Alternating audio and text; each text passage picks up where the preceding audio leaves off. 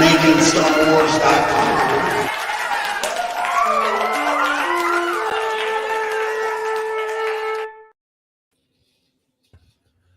Hi everyone, I'm Jason Ward from MakingStarWars.net, and I'm just glad I have my friends with me today because I have something important to tell you guys. I've been scooping for a long time, and I've made some mistakes in the past, and I'm going to make mistakes again. And when it comes to the story of Obi-Wan Kenobi and the stuff I've been reporting for the last 3 or 4 weeks, it's all pretty on. So, yeah. I hope everybody's okay with that. Everybody's fine. I just wanted to clickbait Santa. I clickbaited you, Santa. I clickbaited you, Santa. You got clickbaited. Well, Jason, I would like to apologize for Friday's show. I made a big mistake. I attempted the Saul Rosenberg impersonation when Mike Pappas freaking nailed it. Like, I don't even know why I bothered trying. When the minute I did, I was like, real New Yorker here. Why am I bothering? And I could see the look on his face. Go back and watch it when I first do it. And he's like, this fucking guy, right? This guy, this jabroni. Yeah. Fucking macaroni. I don't know. I thought Friday's show went really smoothly. It's pretty chill. I love Maximum Papas. How you doing, Max? You hootie tootie disco cutie. Okay. You having a good day? Yeah. So I had a wreck. Let me tell you what happened. Was it called The Last Jedi? Oh, sorry. I'm kidding. I love that movie. Yeah, it was. No, I had a passenger in the car. And I heard some, like, we're at a stoplight and I was at a yield. Like, there were a few of us in a yield section to get on the street, and I heard some asshole blowing his horn, like he was annoyed, like you know. Yeah. And so I looked in the rearview mirror and I maneuvered around left, and he came to my left and kept coming, and he wasn't looking, and I saw him like looking for oncoming traffic, and it happened in slow motion. The only thing I could think of was like Ralphie in A Christmas Story saying, "Oh, fudge," but I said, "Oh, fuck." And I saw my bump. You said the fuck word. Mm-hmm. Yeah. The F fuck word. Yeah. And I just heard like, and I saw like my bumper being peeled off, and I was honking at him. He didn't hear anything. I'm sure, and you're in a pickup truck. I'm sure he would have felt it. Oh, he felt it. So I hope he felt it, and he felt it, and he drove off, and he smelt it. Yeah. Yeah. So I hope he has like the biggest fucking scratch that he can't get out. Yeah. And I hope all his tires go flat. And what a piece of shit. I hate him. I hate his guts. Yeah. Well, maybe. And if you're watching this, you fucking piece of shit. Did you file like Frank Oz driving Ewan's car, wasn't it? Huh? Wasn't it? It wasn't Frank Oz. It was just some guy, I guess. Allegedly. I still wonder if it was just Frank. I still wonder if it was Frank Oz though. So the fucked up thing is, like, I couldn't file a police report because they weren't going to do anything, and really nobody could do anything because there was no proof. Yeah, you know. Frank Oz got out the car and went one prophylactic. I mean, I could have jumped out of the car and like started throwing anything that was that I had. I don't know. Do you think it might be worth filing the police report in case there's some asshole who's getting his bumper fixed or touched up right now with, your? I don't know. I don't know anything about anything. No. I mean, I know most of the times cops don't do shit when things happen to you. No. Like you get your car broken into. What do you want us to do? We're not detectives. Yeah, that's kind of their no, but my passenger actually got out and he helped put the bumper on. Yeah, reattach it.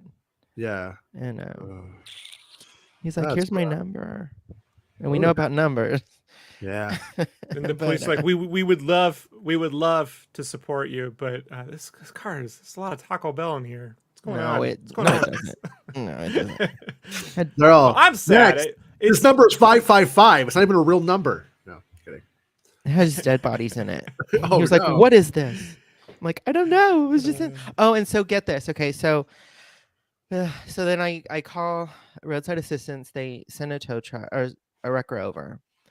He comes over, and he sees that the bumper is like touching the ground, right? And so he says, "Can I see your keys?" I said, "Yeah." I'm wondering what the hell he's gonna do. And he drives the car like forward, and it like pulls off. And I'm thinking, "What are you doing?" So he starts fucking with it, and then he pulls off the bumper. And I'm thinking, "Oh my god, if this is gonna mess up like my claim or whatever." So I said, "Well, I don't need a wrecker anymore because now I can drive it." Yeah. And he was gonna. I asked him if he could take me to the, as a passenger, because I had to go to the same place. Right. He's like, "For $10," and I was like, "Fuck you." For $10? Yeah. So I said, "No, forget it." And so he put my the bumper in my back seat. I'll send the picture to you. It's funny. Yeah.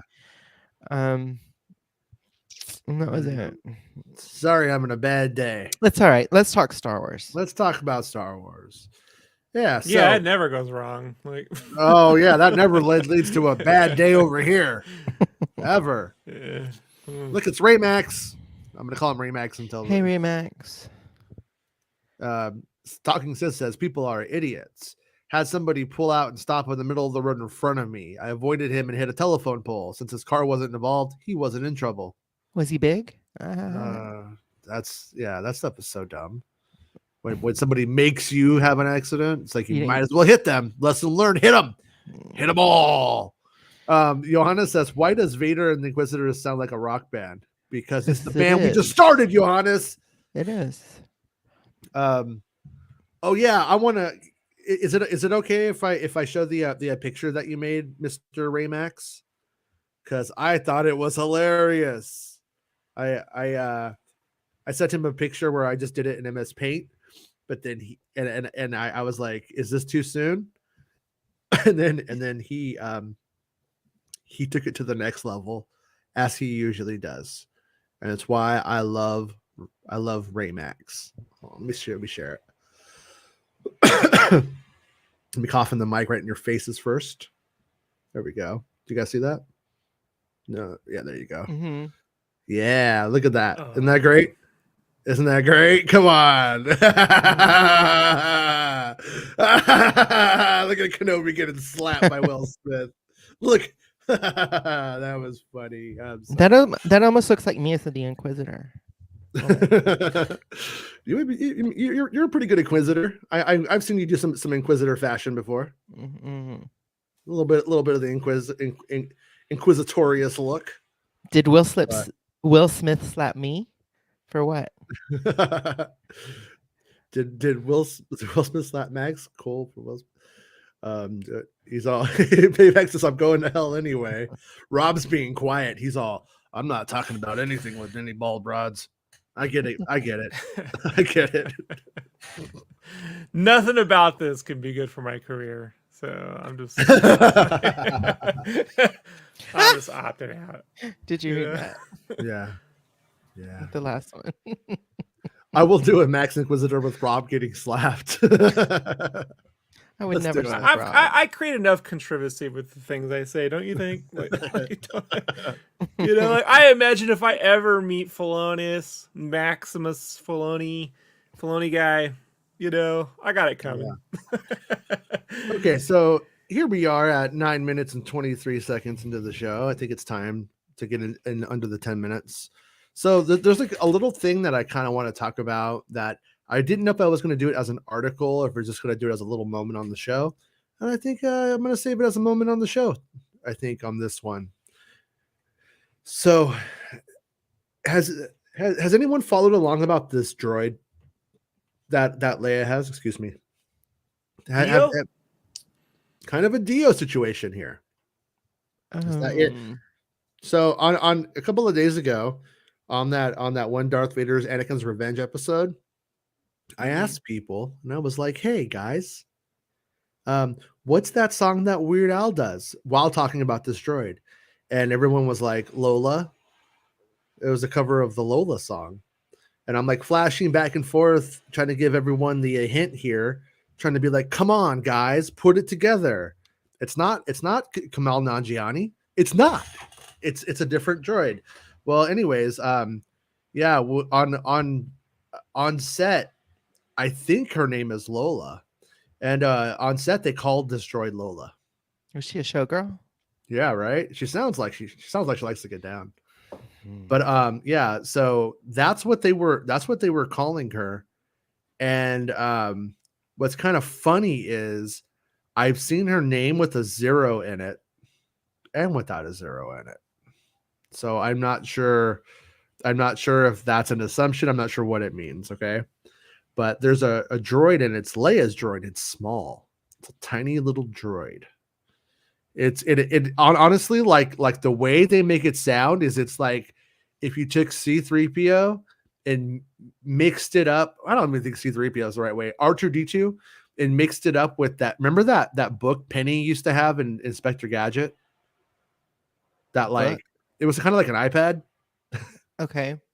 Kinda, not really. Yeah, she had this book. I always wanted it. And that's why whenever they came up with the iPad and they were like, he's a genius, I'm like, he watched Inspector fucking Gadget. But anyways, though, yeah, so she has this droid that's really, really, really tiny. And I know at one point there's a moment where the droid is stolen. Not stolen. Her mom takes it. Bria takes it.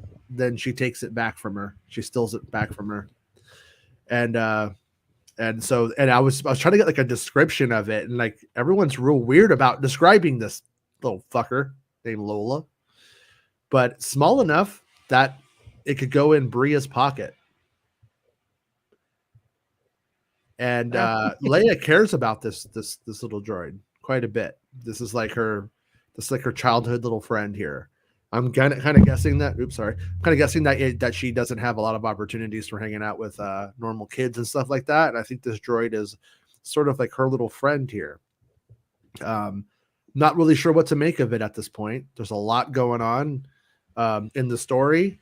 I know that yet the droid ends up along for the adventure with Leia. It's Leia's kind of like one of Leia's companions during it. I've heard I have an indication that Reva uses the droid against Leia at some point. So there's stuff going on here with this droid. Yeah. And but I'm not sure the full extent of it all. What about Nanobot? Nanobots. Nanobots are gonna no Nanobot. I just got a text message saying, Mr. Verger, you better be okay. Is everything going well? I don't know. Sounds like spam to me. But I'm going to say no. Things are going terrible. Actually, Jason, it's Mr. Paramount promotion for the new Star Trek 4K. Is it really? Oh shit! No, but I could see them doing stupid shit like that. So yeah. No, so my theory, or not my theory, my question, I just read my theory from Talking Sith, is are we going to see this droid like really playing into like the story in a way that makes it good, or does it hurt it? Like on some ways, like when you just have like Leia and Kenobi, you kind of feel like you have pretty much what you need for the most part in terms of the character interaction. But you know, is this going to be how like I think this is going to be like how Leia hacks doors. This is how Leia gets out of situations and is a slippery little kid. You know what I mean? That's like able to do. I don't want to say above her pay grade. I don't want to put it that in those harsh of terms, but you know, in Star Wars, you usually have kids that are doing things that should be beyond their ability, but for the story and for the sake of fun, they do it. Well, how do they do it? They do it. Q pod race. Q pod race. Talking Sis says, my theory, Weird Al will reprise his role detours and voice for Lam and Kenobi. They like comedians and musical artists in bit parts. Yeah, no, I'm sorry, Talking Sith. I hate to break it to you, but that's not going to happen. And I got to be honest. Such a specific theory. No, well, that's why everybody keeps saying that Nanjiani is that Kamal Nanjiani is playing that droid ass who's also Captain Rex. It's like, no, it's a different droid as far as I know. Oh, look at that, Max. Max has a bumper in her car. Max has a bumper in her car. But yeah, the other thing I want to say is that I pretty sure it may even be through the Phil Tippett studio. Don't quote me on that, but I think it's through the Phil Tippett studio. They made a bunch of props for Kenobi, and one of them is I've seen a droid who looks like for LOM, the bounty hunter, but it's not. It's just that kind of droid. So I am. Go ahead. I'm thinking that's how that's. I honestly I am not. Do not mean to throw shade. I'm not saying anybody. If they know, they know. Okay. Like if there's Star Wars news that's saying they know, I'm not trying to do it. But I am saying is that I've seen a droid that looks just like for LOM, for LOM, for love of money, for love or of money, whatever you want to call him, and it's not the same character in that situation, and it's a background droid, and that's all that it is, and it is related to Dayu and the Spice Den. And it makes sense. They reported that Leia's kept in a crazy place, and I was like, "Oh, it's a Spice Den," and so I think that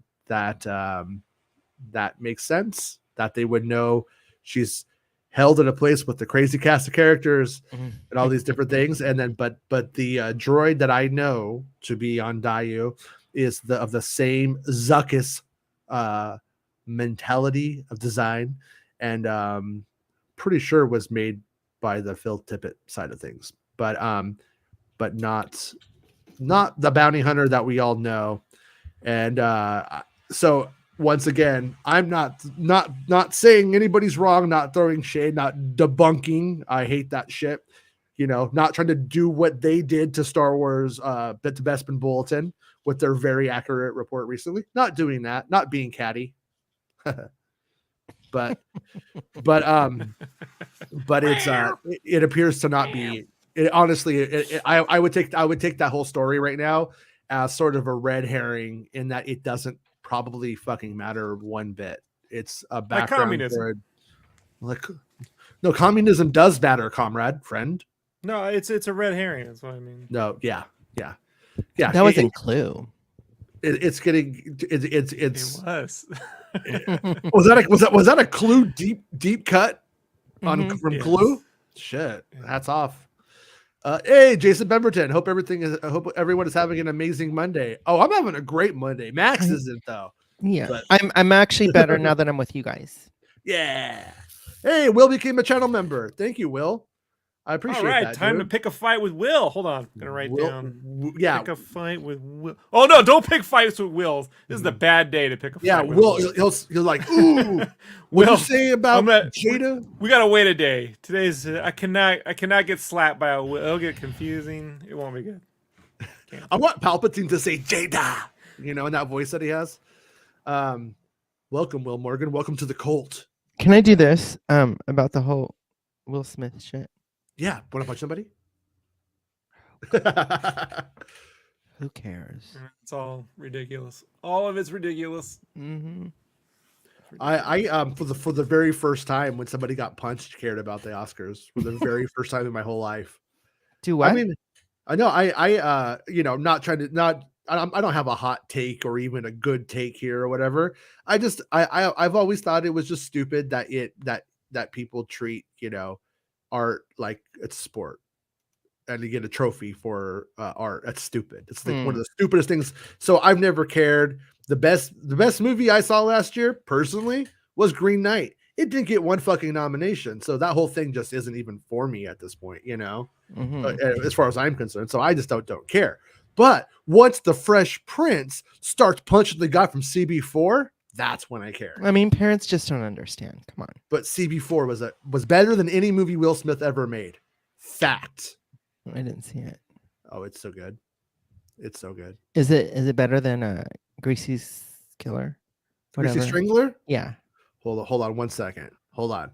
I'm just gonna take Max off the show pretend that she didn't get that wrong. Let her come back and fix this and make this right. We'll pretend like it never happened. Oh, what was that, Max? I didn't hear you. Nothing. The greasy strangler, you say? Yes, the greasy strangler. No, it's definitely no greasy strangler.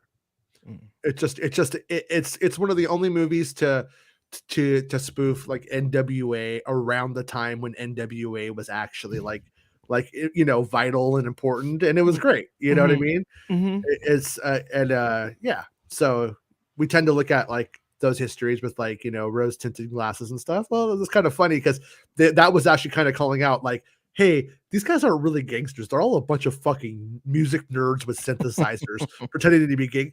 And that's like the most interesting thing about the whole history to me, to be honest with you, is that like it is. I mean, because they were all a bunch of O'Shea Jackson. You're a nerd. I wouldn't want to fight you. I'm glad you didn't have to use your AK today, but you're a total nerd, and I don't think you really ever did. But it's fun. It's fun, and he did a good job with that spoof, and it was timely. That was the important part. But yeah. And speaking of fun, in some fun news, Thundergrunts, the Writers Blockbusters podcast, just put up their new episode covering Star Wars 1977. Oh yeah, like they don't normally do a lot of legacy movies. They try to do just recent films, but they're actually going to cover the original Star Wars. So this will be worth listening to, for certain. Okay. And it's out right now. It's out right now. Yeah, on it's out right now. Podcast? Right now. Up now. Right. Hey, Star Wars Santa. What was the? Can you post the? If you're not busy, can you post the details of what the good Jason had going on your show today? Like he has like a kind of like a charity endeavor, and subscribe to Meta Egg. You'll be glad that you did. Yeah, but if you could give the details, but yeah, Meta Egg is really, really fun channel. So make sure you subscribe to the Meta Egg too. Lots of stuff to get into, But anyways, yeah. So we had a little piece of, and I'm totally open to talk about this droid thing more if you guys want to share your theories on it. I didn't mean for once again like Lam, who doesn't fucking matter, is probably killing the story about the real droid in the series. That should be the name of a book I could get behind. Lam, who doesn't fucking matter. Like, all right, doesn't fucking matter. Is once again, in the way of the real story. I mean, yeah, I mean, like I would love to be completely inaccurate on that one, and I may be, like for all I know, Lam is up there on the rooftop, but I don't think so. There's a really cool hallway fight, and I've seen some stuff from it, and I did not see anything of Lam in that though. So anyways, yeah. Our buddy Bespin Bolton had a little thing here that I wanted to share because he wrote it up, and I didn't want to write it up. I was going to write this up, and I said, you know what? I don't want to write it up, so I'm not going to. I'm just going to say I'm a YouTuber today. That's what I say. But Jedi Fallen Order composer is currently working on music for a new Star Wars video game. And there's really not that many Star Wars video games this person could be working on. And we know Fallen Order 2 is going to be announced. I haven't read this article in depth, so maybe he says it, but we'll read it right now. But I think that I wouldn't be surprised if he was writing the trailer music, maybe, since we're going to be having that in about a month and a half. He probably needs something done for that. So in a recent article from Hits Double Daily, it was revealed, is that like a fucking Jeopardy fan site? It was revealed that composer for Star Wars Jedi Fallen Order, Gordy Hobb, is Haab, is that a Hobb? Hobb is currently working on music for an untitled Star Wars video game at Abbey Road Studios, London. It's going to be Star Wars Jedi Electric Boogaloo. The article showcases a newly released picture featuring Hobb alongside yoga teacher. What? Yoga teacher? Betty Shore, actress Patricia Heaton. Everybody loves Raymond. Everyone gets a credit. What's happening here? Did everybody get hit in the head like Mary Steenburgen and now they're in the orchestra for Jedi Fallen Order 2? Or are these actors? Those are two separate people. They gave the yoga teacher first building. There's a comma there. It's just Okay. Yeah, so it's yoga teacher Bridget Betty Schnurr. Why are they there? Actress Patricia. I don't know why you put a yoga. I guess I'm reading them left to right. This is weird. Yeah, but why is the yoga teacher at the recording session? Is this like one of those Scientology cult meetups? Are they all in a cult? Look, I'm not saying it, but someone last night who slapped somebody's into Scientology. It's true. That's true. Is that Marilyn Monroe on the right? That is Marilyn Monroe. She's aged beautifully, looking good. She's got a new movie coming out. What's it called? I don't know. It's NC-17. Oh, I forget the. It's the whole thing. The most interesting people of note that points to the session being for Jedi Fallen Order is Hobb, who composed the initial game. Greenaway, who also worked on Fallen Order, and Schnurr, who cements the project being from Electronic Arts, the publisher of the Star Wars Jedi franchise. So I don't know. Is the implication here that it's some of these actors are voice actors in the game too? Because it kind of seems like that's why they would be there, but who knows if it's something else. Back in January 2020, I exclusively reported. No, you didn't. You did not exclusively report that. I reported that. I reported it. To it. You know why? We're the same person. That's why I can say that whenever he does anything. According to Reddit, we're the same person, so I can do that. It's mine. It's mine now. Look at that report I exclusively reported. So glad I spread that rumor on Reddit. Good job, Rob. Truth comes out now. Yeah, you know what? We are truly matters. the puppet master that they make me sound like at times. We are together. You're the puppet master. I'm the dream master. Oh shit! Be careful. All right. And I'm Shonuff, the master of Kung Fu. Shonuff? Ghost Fu. Yeah, Shonuff. Show Ghost. Shonuff. The master of Ghost Fu. Yeah. In January of this year, I exclusively man, Bespin, you get the credit, buddy. You need to. You exclusively reported it. Okay, we get it, man. You said it twice right here. Twice. You know what? I need to. You can't say it twice. If you hold on. Come on. Hold on. It's time. It's time. Hold on. Okay. Hold on. I don't mean to get dramatic here, but I'm gonna get dramatic for a second. Okay. Hold on. Bespin, just want you to know, you exclusively reported it, and we all know. All right, everybody, welcome back. I just welcome back. Hello. Sometimes we just need to let him know. He's gonna be like, "Why are they fucking with me so hard?" I want to start writing some articles where I can just mention I was exclusively a ghost when it was recorded. I was a ghost on Santa's show today, but you were exclusively the first person to report that you were a ghost. And I exclusively got my bumper ripped off. Exclusively, you did. Exclusively. It's true. In January this year, I exclusively reported that the title was planned to be shown at Star Wars Celebration this May. And video game industry insider Jeff Grubb also revealed he'd heard that it would be shown before E3 2022, blah, blah, blah. And I'm going to throw in there and just say that I was told basically the same kind of thing through a couple of different people that it was going to be at Celebration. And I think you're going to keep hearing this now. But Bespin Bulletin, for the record, and I am busting his balls because I love him, but he's the best on video games out of any of these fools in the whole thing. And does a better job at it. And he does get overlooked a lot because of the gatekeepers, it's what they do. Because he doesn't have a Twitch channel where he's playing the games all the time. You know what I mean? He was playing the games all the time and he had like really cool hair and he made, goofy voices the whole thing. And then, they'd give him more credit. But it's weird with game info, how it gets dispersed around, like you have to... you have to really be what they call those gaming influencers for them to kind of give you credit kind of thing. Cause it's so weird. Yeah. So weird. And then when it comes to Star Wars fans, a bunch care and a bunch just don't. A bunch are gamers and a bunch just aren't. So it falls into a weird place. But however, one questionable appearance in the image is that of video game director David Hunt. Oh, not to be confused with his brother Mike Hunt. Mike Hunt is not in the picture. Cousin to Um, Ethan. You're terrible, Hunt Muriel. Hunt is not the director of the upcoming Fallen Order sequel. That role Definitely lays not. with the director of the first game, Stig Asmussen. It's possible Hunt isn't part of these sessions and appeared to see his friends working close by, but that's merely speculation. After all, I'm assuming that Marilyn Monroe impersonator is not involved in the sequel in any way. So, yeah, I mean, I It's also think exclusively speculation. That just I ruined mean, One my. last time.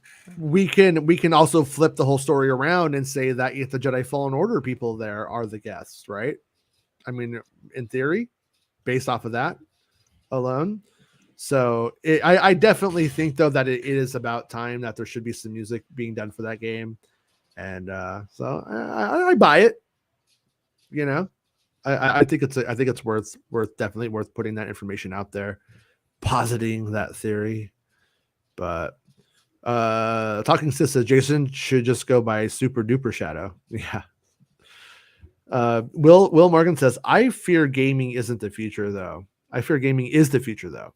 Even parts of Boba seem like an advertisement for future games. So two things, Will. Up front, I was telling Rob before we started, I'm like, I do feel like a lot of things are pointing towards Fallen Order being really a big part of everything going on right now, and they do seem to be weaving parts of that in. And I was trying to just kind of speculate about why could that be, and maybe I'm throwing it out there. This is just completely a theory. Maybe they are seeing a disconnect between gamers and people consuming Star Wars content. Maybe they're trying to bridge that a little bit and bring in some of the gaming crowd into watching Disney Plus shows.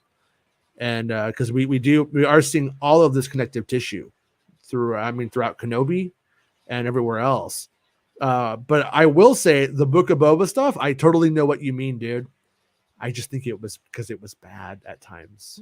I just think it was because it was thought of more like a boss fight from a video game than a cinematic piece of information than a scene. Does that make sense? Games take so long to make that it's just kind of impossible to work it from the show to a game in that way. It's kind of like if something worked and then they got something in production, hey, that'd be cool, but look how long it took them to get something from Fallen Order into something in live action. Look how long it took. It takes a long time. So, I mean, yeah, we're getting a Fallen Order 2, but you're probably not getting another giant game for another 4 or 5 years. I mean, so it's just, I hear what you're saying, but just game production kind of doesn't work that way anyway because they're licensed games. If they were developing them in-house, I could see that, but this is still like a licensor and it has to go to a studio and then they don't want things leaked and then there's all this like double checking and checking off. It's tough. Makes things it's difficult enough to do checking off designs and Max, what I'm talking about is like every little item in the game has to get an approval. And so when it's something that's if it's something that hasn't been out in live action yet, then like there's cross development kind of thing. And I don't see them 5 years from now doing a Boba Fett game. You see what I mean? Like it doesn't work. It has to kind of start in a game and then work its way into live action. Going from live action to a game takes twice as long because of the way licensor approvals work. It's difficult. Yeah. Unless they were making them in-house where everything's under a roof and they can just walk down the hall and there's a lot of security there, Yeah. But these games are all made super remote. So could you imagine if they were trying to develop a Rogue Squadron game alongside the movie release? You have leaks left and right. Like it doesn't quite work that way. That was how everything leaked out for the Revenge of the Sith film. Everything leaked out because of the Revenge of the Sith video game. Like all of the leaks were all from there, down to the promotional art, down to parts of the script, was all because of that game. But that was a different time. They were a little bit dumber back then about how to deal with that stuff. But yeah, but you're right though. I mean, I totally agree with what you're saying, and I think that that they're trying to either they are trying to or they just are showing us that things in that games world matter. I mean, we're getting planets from the games in the show. You know what I mean? BD was just put into Book of Boba, and it was kind of like, well, it didn't really matter, but why did they do that? And I almost think that they know where it ends up, and there's like, well, we could put BD there, and then we could take him somewhere else from there. Betty Davis, does those little beady eyes, beady one eyes, looking at me, bug eyes. Santa, he shared the information.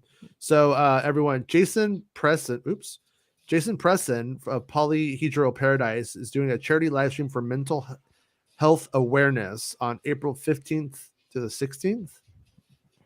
And this is the site Polyhedral Paradise Live, and this is the link to it. So I know that's probably a lot to write down. I don't know if you could click it in the chat here or not. I don't know if it lets you, but that's it. But I think it's probably easier just to search for Polyhedral Paradise. But thank you, Santa, for sharing that information, because that sounds like a very good endeavor. So, yeah. And then, by the way, there was I don't remember who asked it. It was somebody playfully trolling me, I think.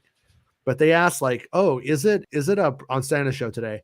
Like, is it a problem that, or is Lucasfilm admitting a problem via their like leaks with Kenobi? Is it them like trying to like build confidence, or are they not confident?" And I was just like, we didn't really get into it very much, but I've seen people say that on Reddit before, like dead serious. And it's like it's kind of ridiculous, because they don't want me to get my leaks. Like they don't orchestrate me getting my squirts. I get my squirts. Like a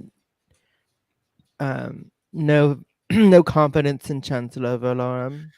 That's not how it works, though, Jason. You've talked about this many times. When people are excited on the production side of it, they talk more. When they're not, they shut up. They don't talk when they know a shitstorm's coming. So that's you didn't why hear we any didn't hear anything leaks about about Boba Fett. Morbius has been sitting in the can for not on the shitter, but in the can, complete for about 2 years now. You didn't hear a lot of talk about it because no one gave a shit behind the scenes. Yeah.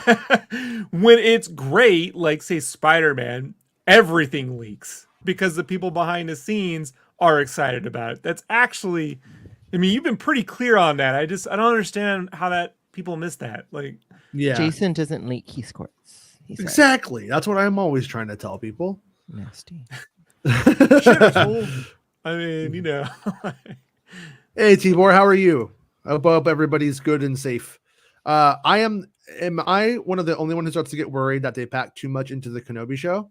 This many characters for 6 episodes. I don't want it to end up like a bunch of Toro Keligans. Yeah, Toro is that? 6 hours long. He's from it's gonna be like The Mandalorian. Oh, okay.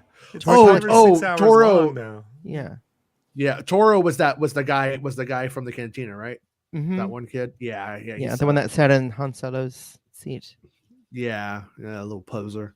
Poor guy. Yeah, no, I do think that's a worthwhile like fear in any ensemble Star Wars piece, where it does become sort of an ensemble story.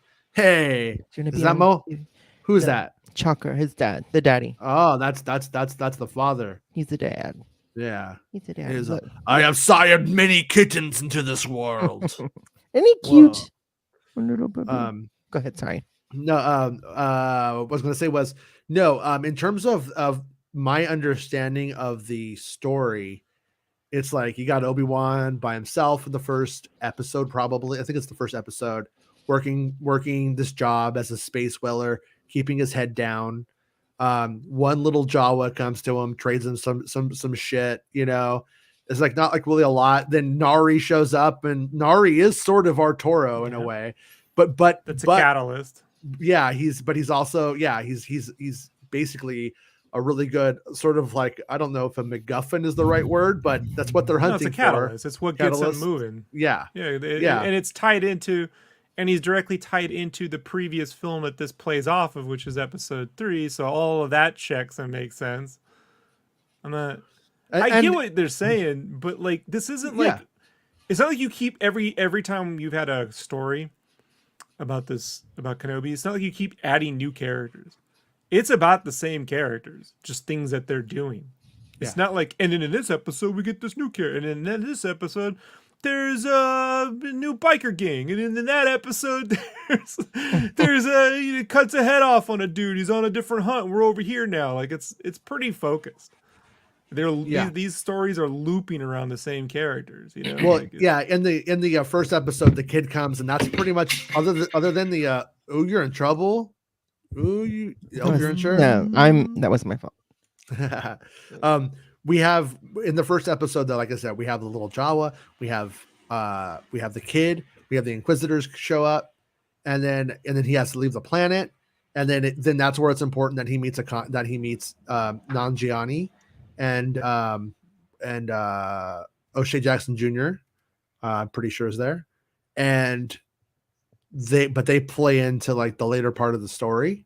They kind of like go away and then come back. So they're already more than that guy, you know, who was just kind of a dumbass. They don't seem to be dumbasses, for what it's worth. But yeah, I mean, I actually don't think we really have that many, in terms of like on the good side, anyways. I don't really have that many characters, and then Reva is the main villain, and everyone else is sort of like just out there and like a part of the story. For her and for her situation and what's driving her through it. And like I said, like, the thing I heard about the fifth brother was that he's basically just like her rival, like but if Reva's you explain rival. the basic story to Star Wars 1977, it's far more complicated when we get just, okay, so there's Luke Skywalker and he lives on this planet and he's this farm boy and his dad used to be in this thing called the Clone Wars. And then there's this old hermit guy who's this Jedi Knight. And then there's this cattle, and then they get off. Wait! You already messed up. You already messed up. Like, you gotta tell 20 minutes of story before you get to that guy. You gotta tell 20 minutes of other stuff. You know, and this isn't even the shit that got cut out. If we go in, then there's Wormy and Fixer, and then there's a Mos Eisley, and then their arm gets cut off, and there's this guy named Ponda Baba and Dr. Evans. You see what I'm saying? Like, it can sound like a lot, when in actuality it can be presented in a very simple manner. Very pedestrian. You know? At the end of the day, it's very pedestrian. But yeah, it doesn't seem like it's that if you have to explain it all. Yeah. But Kenobi's just like going through, this guy's helping him, blah blah blah, saving the princess. Now he has the kid. Then he ends up, and then they end up losing the kid in like the third episode. They have to go to Nur. They have to do a rescue mission back.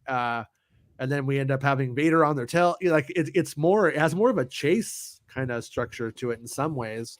Mm-hmm. But I don't. It's weird because it sort of seems like, I'm curious to how this all plays out when we see the final edit. Like, do we leave Kenobi feeling like this is a chase structure, like how, you know, like Dumb and Dumber? Is it a road movie in the end? I'm not use sure. Mad Max. If you say Dumb and Dumber, the fucking headlines are never gonna. You know what I mean? It's like Dumb and Dumber. Like, no, remember the Ace Ventura? You laugh. You gave me that smirk, but that Ace Ventura fucking line never shook from Solo. And I guarantee you it wasn't Ace Ventura.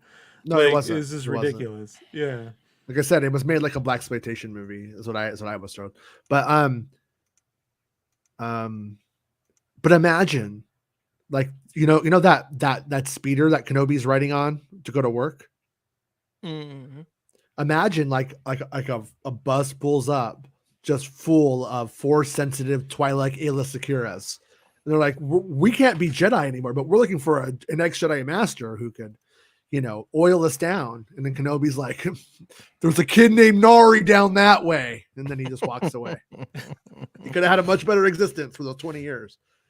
I mean, I think Rolls that happens. Canary. Rolls down one hill, Canary down another. Yeah. But I've been wanting to make that joke for 3 weeks. I just haven't found a good time. I've been saving it.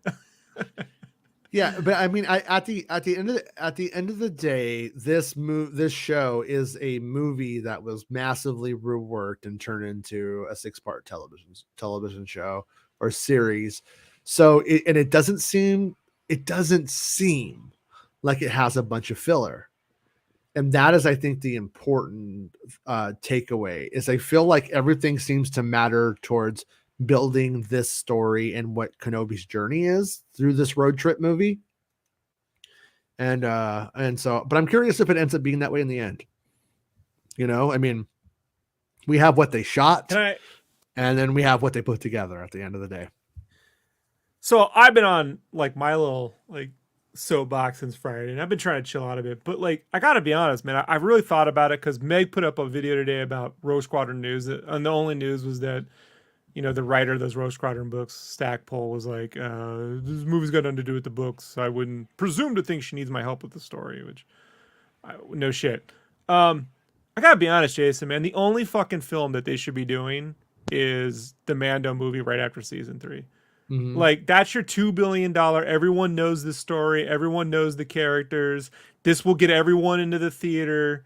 Like, that should be their big theatrical movie, is the Mando movie that ends his story. The big and just to show that you could start whole new adventures on Disney Plus that culminate in a big theatrical, big budget moment that wraps everything up, like, and like, just, that should be their next movie. Why would they start another universe and another new set of characters in a film that we're all gonna have to sit through and get to know and maybe not care? And like, I've been thinking about, everyone knows Batman, that character. Even with this Batman movie, there's a strong group of fans who are like, it's gonna be a while before I really get to know these people. Yeah, it's gonna be 4 more years. Whereas when you have in 4 years, you have 3 seasons of television. You know what I mean?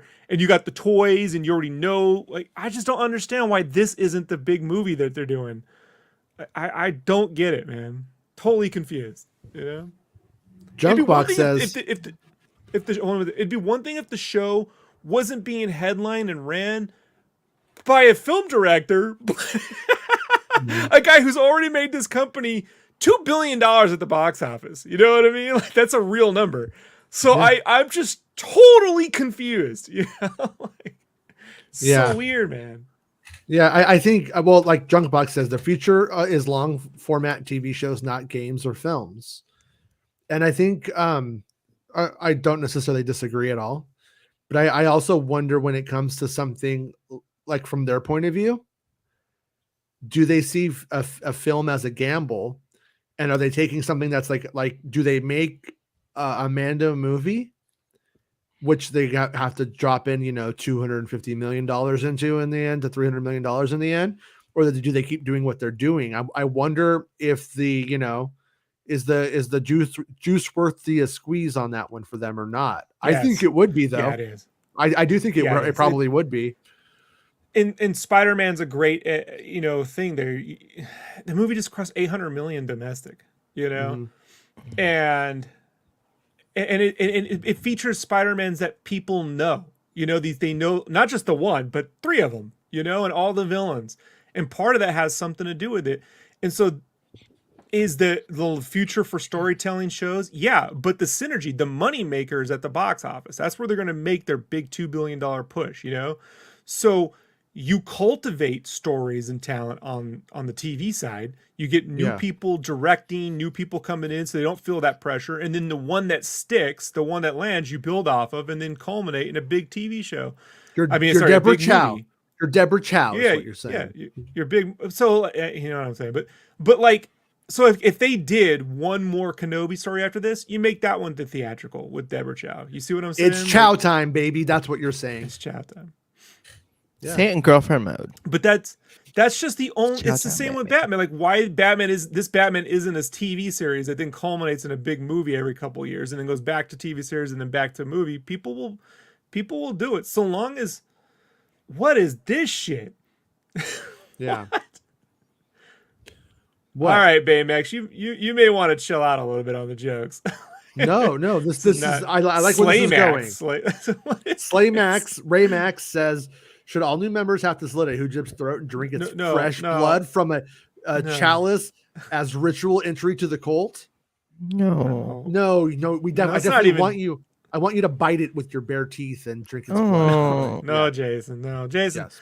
You're gonna have to make a whole new videos explaining this one day. I don't want to be That's fine. That's a lot more fun than having to explain politics from 12 years ago. Dude, Baymax just became Doogie Howser in Undercover Brother, right? When he just hey, real violent there. Will Morgan says, "I hear you, but gaming technology has already made live action easier. It's just a matter of time." You're right.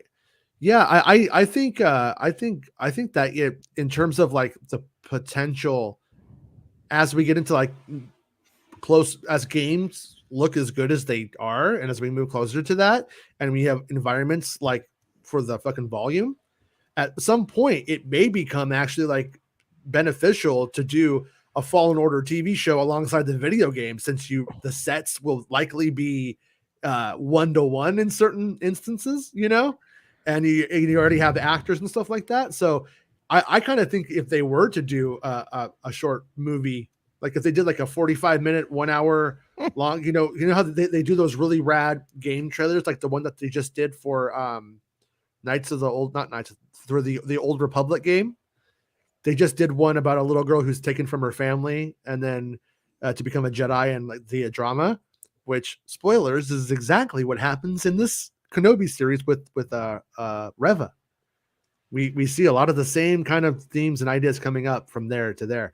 But where I'm going with this is that it wouldn't it be rad if we had a 1 hour long Fallen Order movie that was coming out, that was like a big advertisement for the game, but was also giving us an original piece of Star Wars content, since they have real actors casting the roles and all of the stuff is made. Like, I would not be surprised if in the future we see something like that actually happen, with the volume and things like that. Like, I could see it really happening in those game environments. So that's what I predict will eventually happen.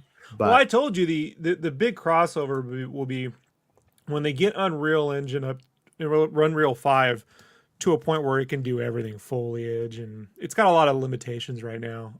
Sure. But when all that gets figured out, you're just going to see, like, there won't be cartoons like the Bad Batch where they model all this stuff and then it'll all be done in real time, and it'll be using the same assets that get ported right over to the games. Like games and animation will just be the exact same assets, using the exact same engines in the exact same pipelines, and then all you do is just port that stuff right. That'll go right into Fortnite or whatever else you want, or the game. Well, like the way it works right now is like, and I was hearing about this stuff like 4 years ago now, was that they were using like the 5G tech to turn the frogs gay. No, they were using the 5G tech to basically be able to film something and render back in real time. And they were like, well, it's like, 6E they now. That one? Uh-huh. Yeah, the next one is 6E. Like, that's a real thing. Time Warner's talking about it. And so I'm like, oh, here comes the conspiracies. 6E. What happened to ABC DNF? Like, but they were basically essentially able to like do tests where Jar Jar Binks is hosting SNL live. And like really? that's how fast that they have this working now. And so with that in mind, the next generation of this stuff is probably we're going to see such an integration of the stuff that I could see video games having these live action style films go right with it if they wanted to, if it wasn't too much work. In certain ways, they would almost be smart to make a live action film out of that content for Fallen Order, for instance, in Fallen Order 2, and release it on Disney Plus for the people who don't game, because most of us would just lap both of it up and love both of it. Like, I love going and playing Fallen Order, but I also love just being able to watch it as a movie. And people do it on YouTube for you already. People go and especially since they're already doing it on YouTube. Yeah, right? It's already like a whole thing. Yeah. Might as well monetize it yourself at fucking quality 10 and take it there for us. It would be smart, but at the same time, they have so many productions going on. It's amazing that they have room for it all. So right now, the Fly Now legitimately felt like a commercial for the Soldier class in Battlefront 2. That's true. It did kind of feel like that. T-Bird says, wait, Baymax sacrificing his soul wasn't mandatory before to get in? I'm confused. Yeah, you still have to do it. You still have to do it. But by sacrificing your soul, it's $5 to this channel every month. Star Wars Santa says, "Where's Mohawk though?" I tried to bring him, and he scratched my neck. Yeah, me and Mohawk are kind of having some issues. He tried to help his sister today. Mohawk, no problems. Classic Luke Skywalker, right I there. know. Mohawk, total Luke. I said, Leia, go in the go in my room. You almost said go in the closet. I did. You FOMO. I'm just kidding. Where's Mohawk though? Where is Mohawk? Baymax says, just a suggestion. Can we retroactively make it compulsory? Yeah, we totally can, dude. It's cool. It's a cult. Lamb heads are hoojibs, natural predators. It's canon. So violent today. I love lambs. Everybody The loves Last Jedi is a sort of a chase movie in the same way that Austin Powers standing there waiting to get run over by a steamroller. Yeah. is not what should have been a chase movie or a racing movie was Solo, but we're out of that one. So what was funny was when I was getting stuff from the Last Jedi, I thought I was putting together the Battlestar Galactica bits. I'm like, you know what? I'm taking something else I liked. Another plot kind of device, and I'm hanging it on this movie. I don't think it's that. And then it was exactly that. 100% it was Battlestar Galactica. Who's that? They're like chased by the robots. Oh no, the ambulance. Sorry, yeah, they're coming to take me away. I know. They found me. I don't know how, but they found me. Oh, because it says Doc Brown on the side of my truck. Yeah. He's talking about Mando. Junkbox, as Rob said, there's 3 season show that a big budget film is the best route they can take. I do think it would have everyone being very invested in the shows, and I don't know if they already Force are. Awakens numbers. It could do Force Awakens numbers. I'm telling you, it's the thing to do. Mm-hmm. Like it's the best bet they got. And this way, you can take characters like Finn and Rey, put them back into Disney Plus, wash away all that stink of the nonsense, give them a chance to do what they're going to do there, grow it organically, and then give them the movie. Like, it's just, I don't know, man. Like, they got to know this, you know? They got. Yeah. I just don't understand why they keep signing these deals with directors to do things. Do you want to know why? Do you want to know why? Forlorn. That's why. Oh, that makes sense. I don't know. I heard that was Taika's movie, Forlorn. Forlorn, a Star Wars story. I thought it's for LOM. For some Forlorn it, some LOM it. Sorry, there's gardeners outside the house doing their gardening business. But yeah, I have to. I guess like the question I have about that concept is, has the ship sailed? When you have I had that report last week, you know, Grogu in the IG-88 suit, and they're doing the Mandalorian traditions. What do you call it? The cult. They're down there baptizing him in the cult, and the mythosaur is released. You know what I mean? Like I got a pretty big. I don't think any of that sailed. I'm telling you, Jason, because with the movie, you get that trailer with the you know, I'm just telling you, like, in the same way, like it'd be like thinking, well, how does the ship sail? Because Endgame and Peter Parker's story kind of got wrapped up. No, 800 million domestic during a pandemic.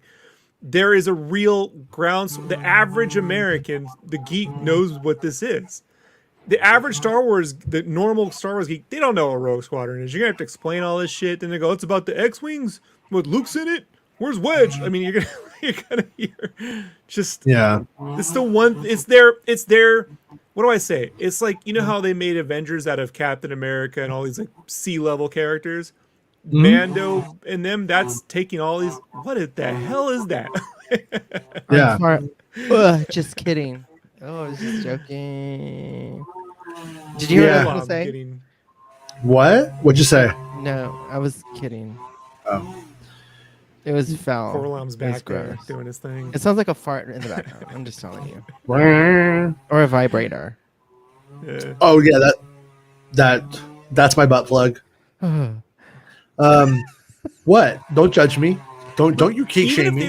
No, I went like this. Even if they were to do a Knights of the Old Republic, I would rather they started off as a show and then build into a film. Yeah. Because putting the pressure, there's also this giant pressure of putting a Star Wars film on some director that didn't invent Star Wars. At least Lucas could always say, look, it's my movie. I invented it. You can't tell me what to do. But when it's Rian Johnson, why is he ruining Star Wars? And someone's going to get the fucking blame. So you got to find what sticks. You know what I mean? In the least expensive way possible. Not just monetarily, but in our heads. I can't stress, man, like how much I do not miss a $300 million ad campaign for a Star Wars film every year. It's not the movies I have a problem with. It's the giant Star Wars Force Friday every September. And then it's 3 months of buying toys for a movie you ain't even seen yet. That, you know what I mean? That you're like, wait, are you suggesting I might have some regret, some buyer's remorse from Wookiee Wednesday? I didn't say who jibs were real. I said the violence was real, Baymax. Violence. But Wookiee Wednesday was also real, and it was fucking stupid. And we were texting each other, right? I was like, "Have you? I'm at the store. Do you see anything?" Dumb, You're like, "No." Right? They're like, "Hey, yeah." It's like there's like this like whole like thing where it's just like lazy.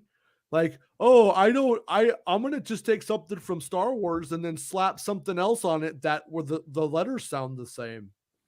You know what I mean? Like every single time. Oh, it's Fennec Friday, you guys.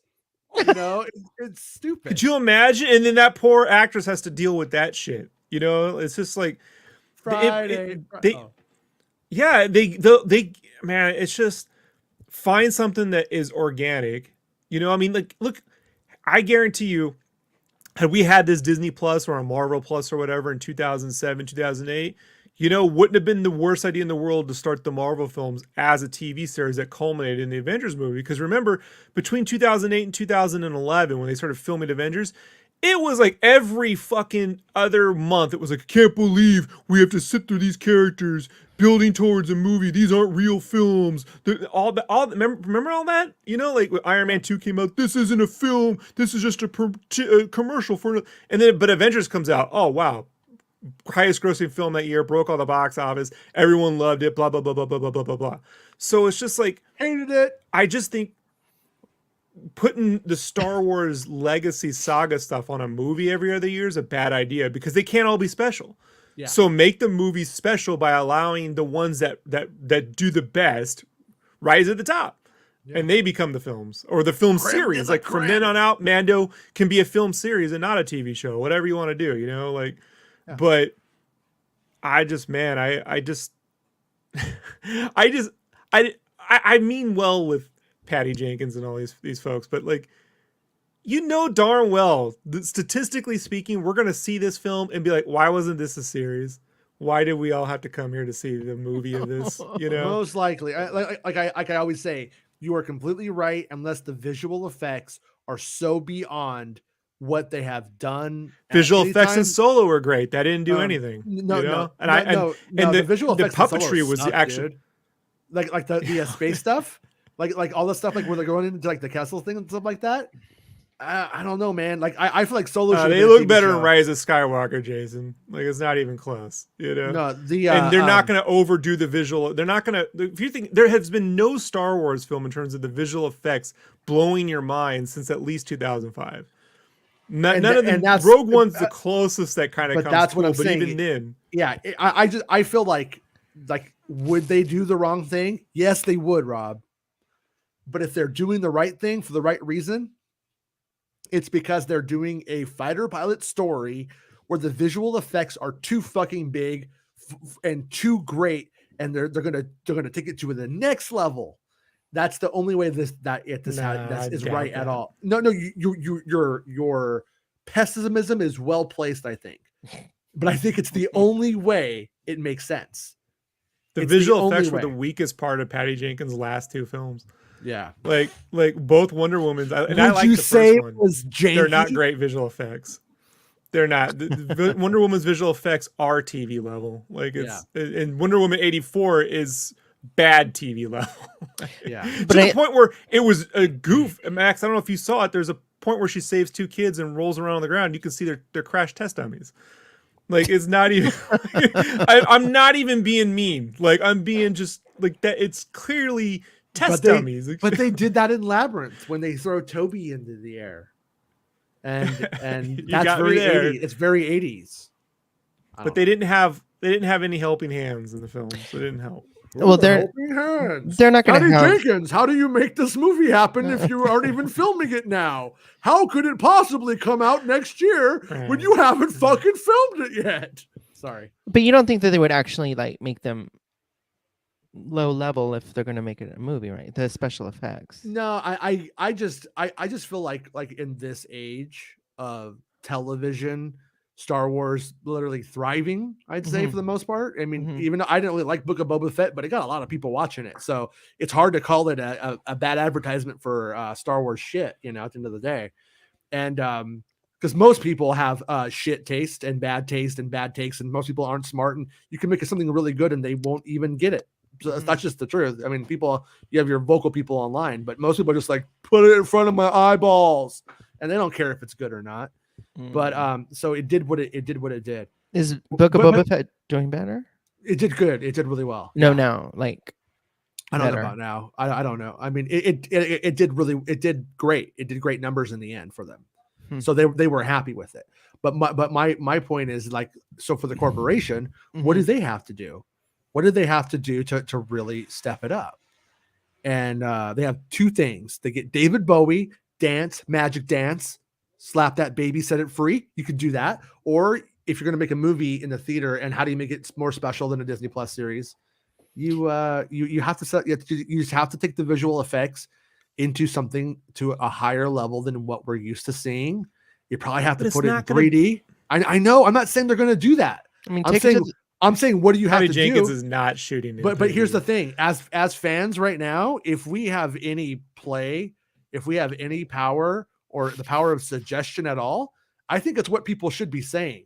If you're going to make a Star Wars movie in the future, it doesn't just need to be a movie because you just decided, well, we haven't done one of them in a while. Let's just do that now. It needs to be special. And the only way to make it special, if it's not a Luke Skywalker kind of thing, take it to the bridge. You got to take it to the next level. You have to like innovate in some way. And if they're not going to do that, then they just shouldn't do it. That's how I feel about the movie. That it should just be a Disney Plus series where we could go, oh, look at Porkins, he can't stop eating and flying spaceships. Yeah, I get it. Me too. You know what I mean? Like that's all you can really do. I mean, those are like their two logical options, and they're making a movie. So I hope they're actually like working some shit out with the visual effects, because that is where I see Star Wars. That is where Star Wars isn't doing it for me, though. I am not getting the faster, more intense George Lucas, like, whoa, am I going to crash into an asteroid? Oh no, what's going on here? Wow. Like we don't get any of that on Disney Plus. It's all like walking into a stage and going, is Grogu all right? Where's Grogu at? You know, and I like it.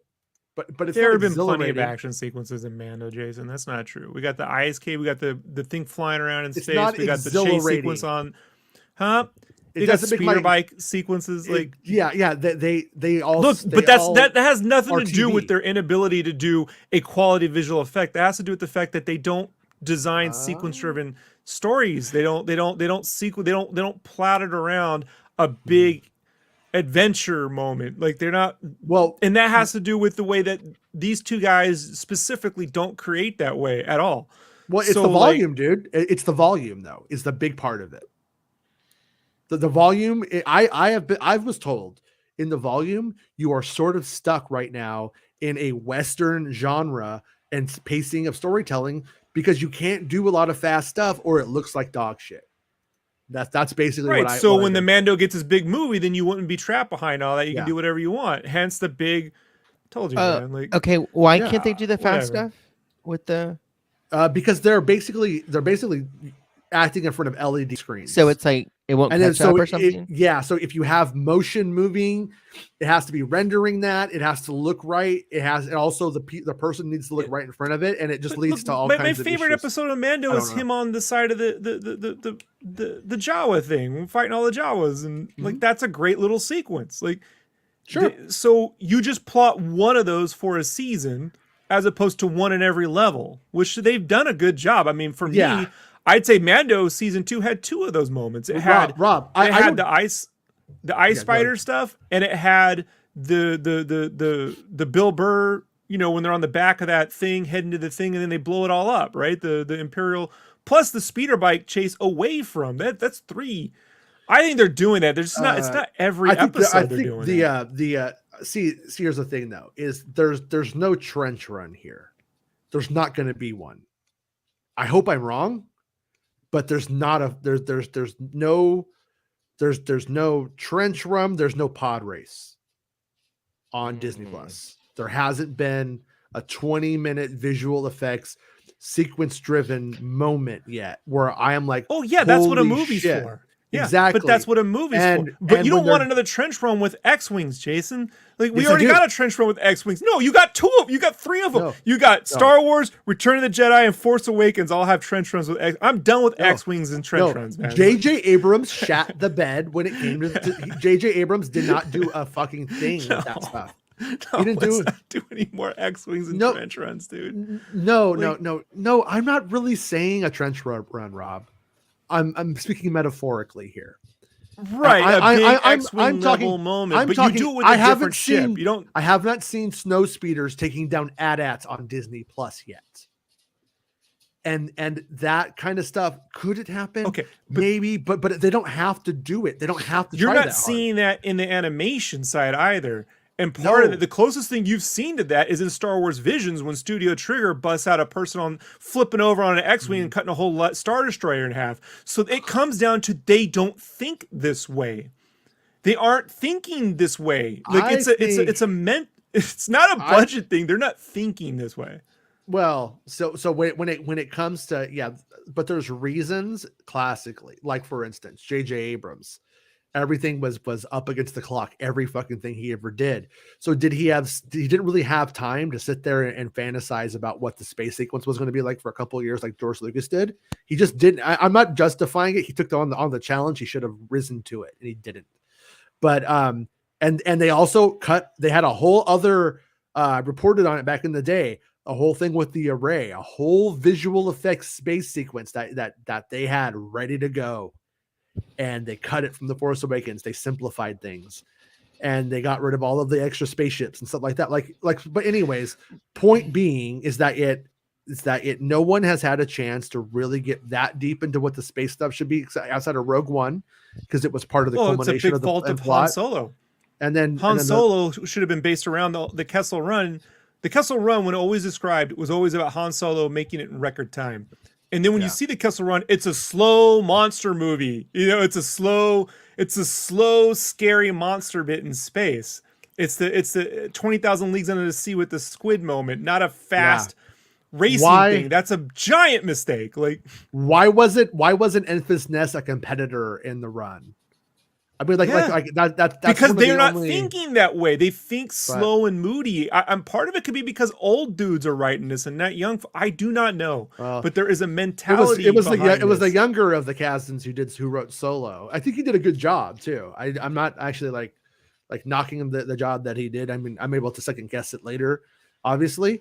But my point is, faster, more intense, exhilarating action sequences don't happen on Disney Plus. And that might be why it's a movie. That might be the opportunity. But is Patty Jenkins going to step up and do it? I don't know. I mean, as Patty Jenkins ever at the box office tops, 700 million tops. At best. And so then it's like, well, was that worth all the trouble? I don't know. Yeah. Did it get more people looking forward to the next one? I don't know. Whatever. And Will, Captain America, man. And when I was a kid, I don't know how old you are, Will, but when I was a kid, Captain America couldn't get arrested. He was thought of as being dopey and shitty.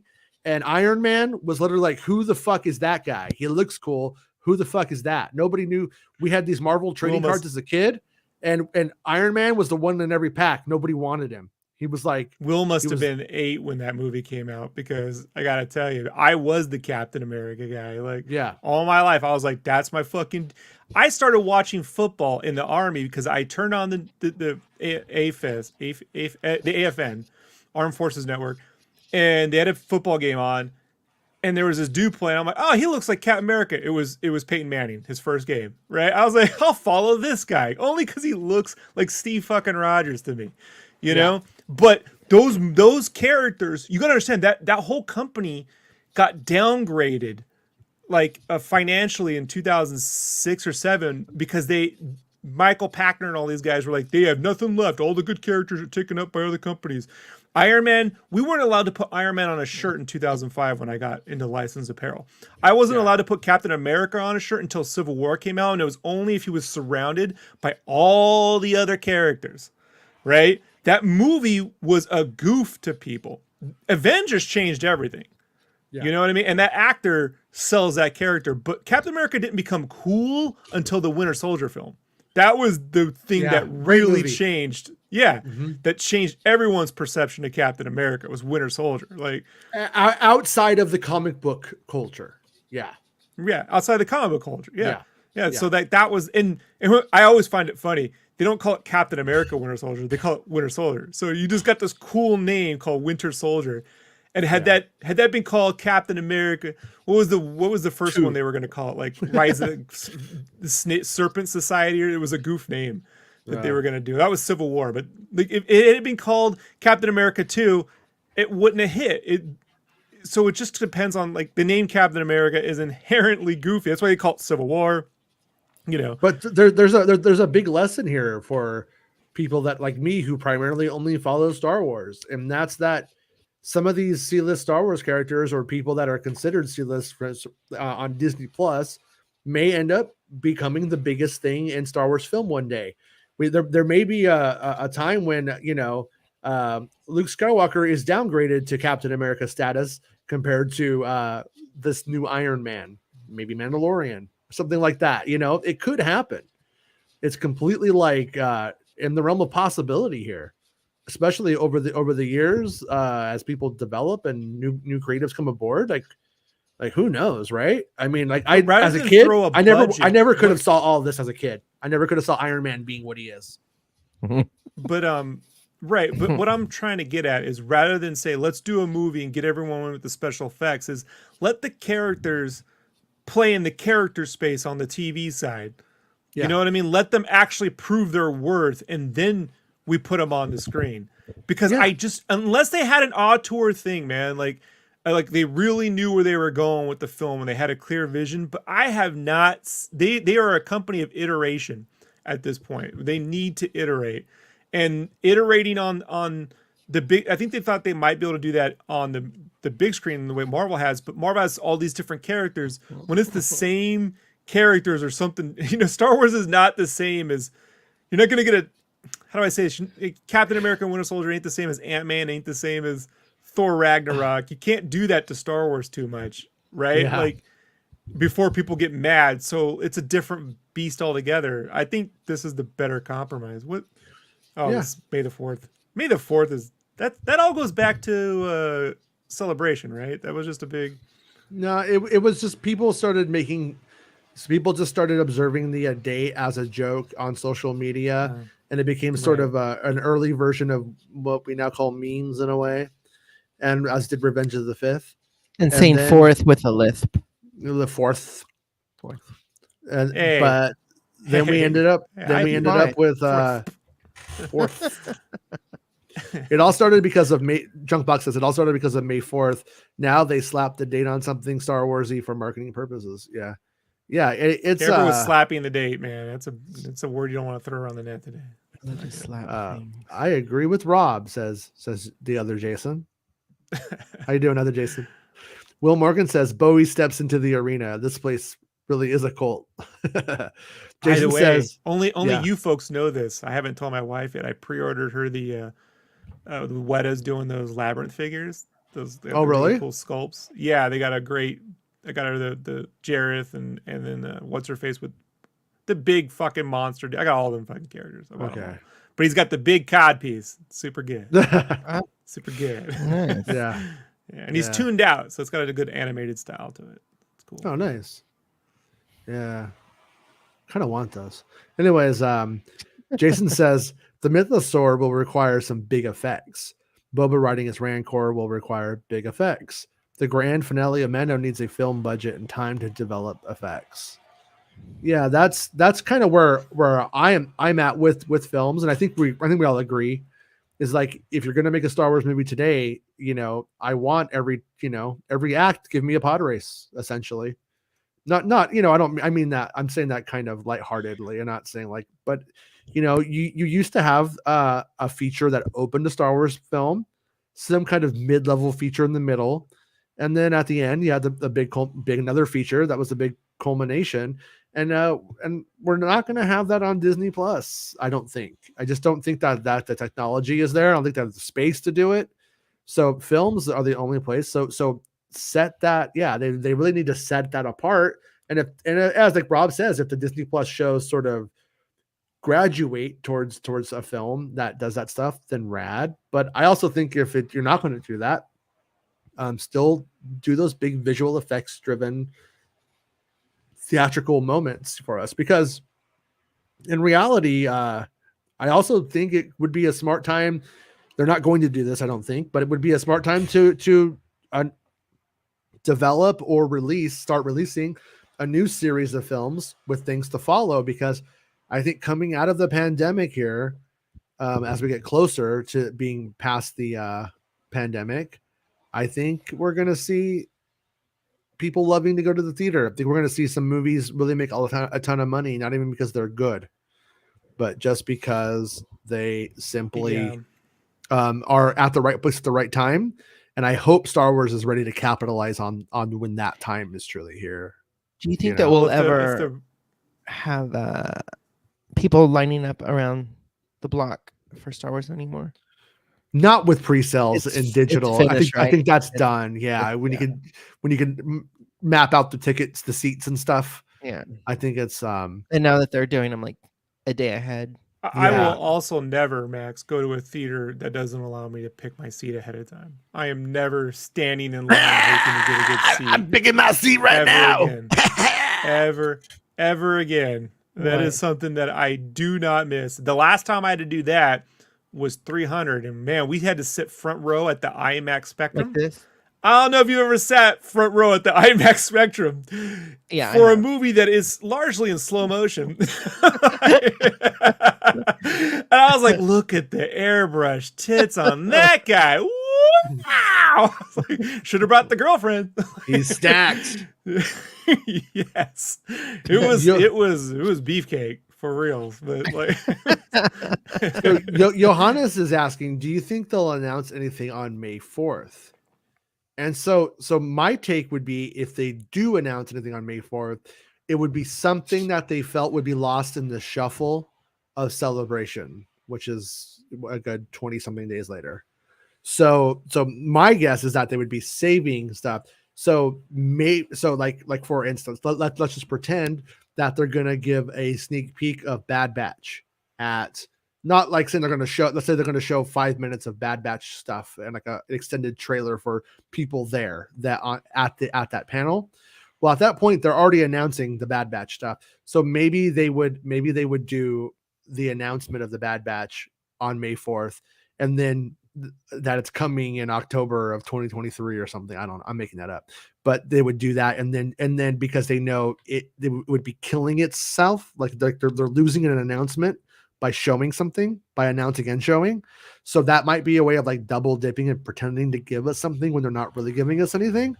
But the hope, and I think everybody is free to disagree with me on this. I don't even know if I agree with it, but maybe they would do the Kenobi trailer on May 4th, because Kenobi has to come out before Celebration. It starts before. So if they do another trailer, it would hit before. If they do an actual trailer, not just a teaser trailer, it would need to come before. But that is coming kind of late. May 4th is a little bit late.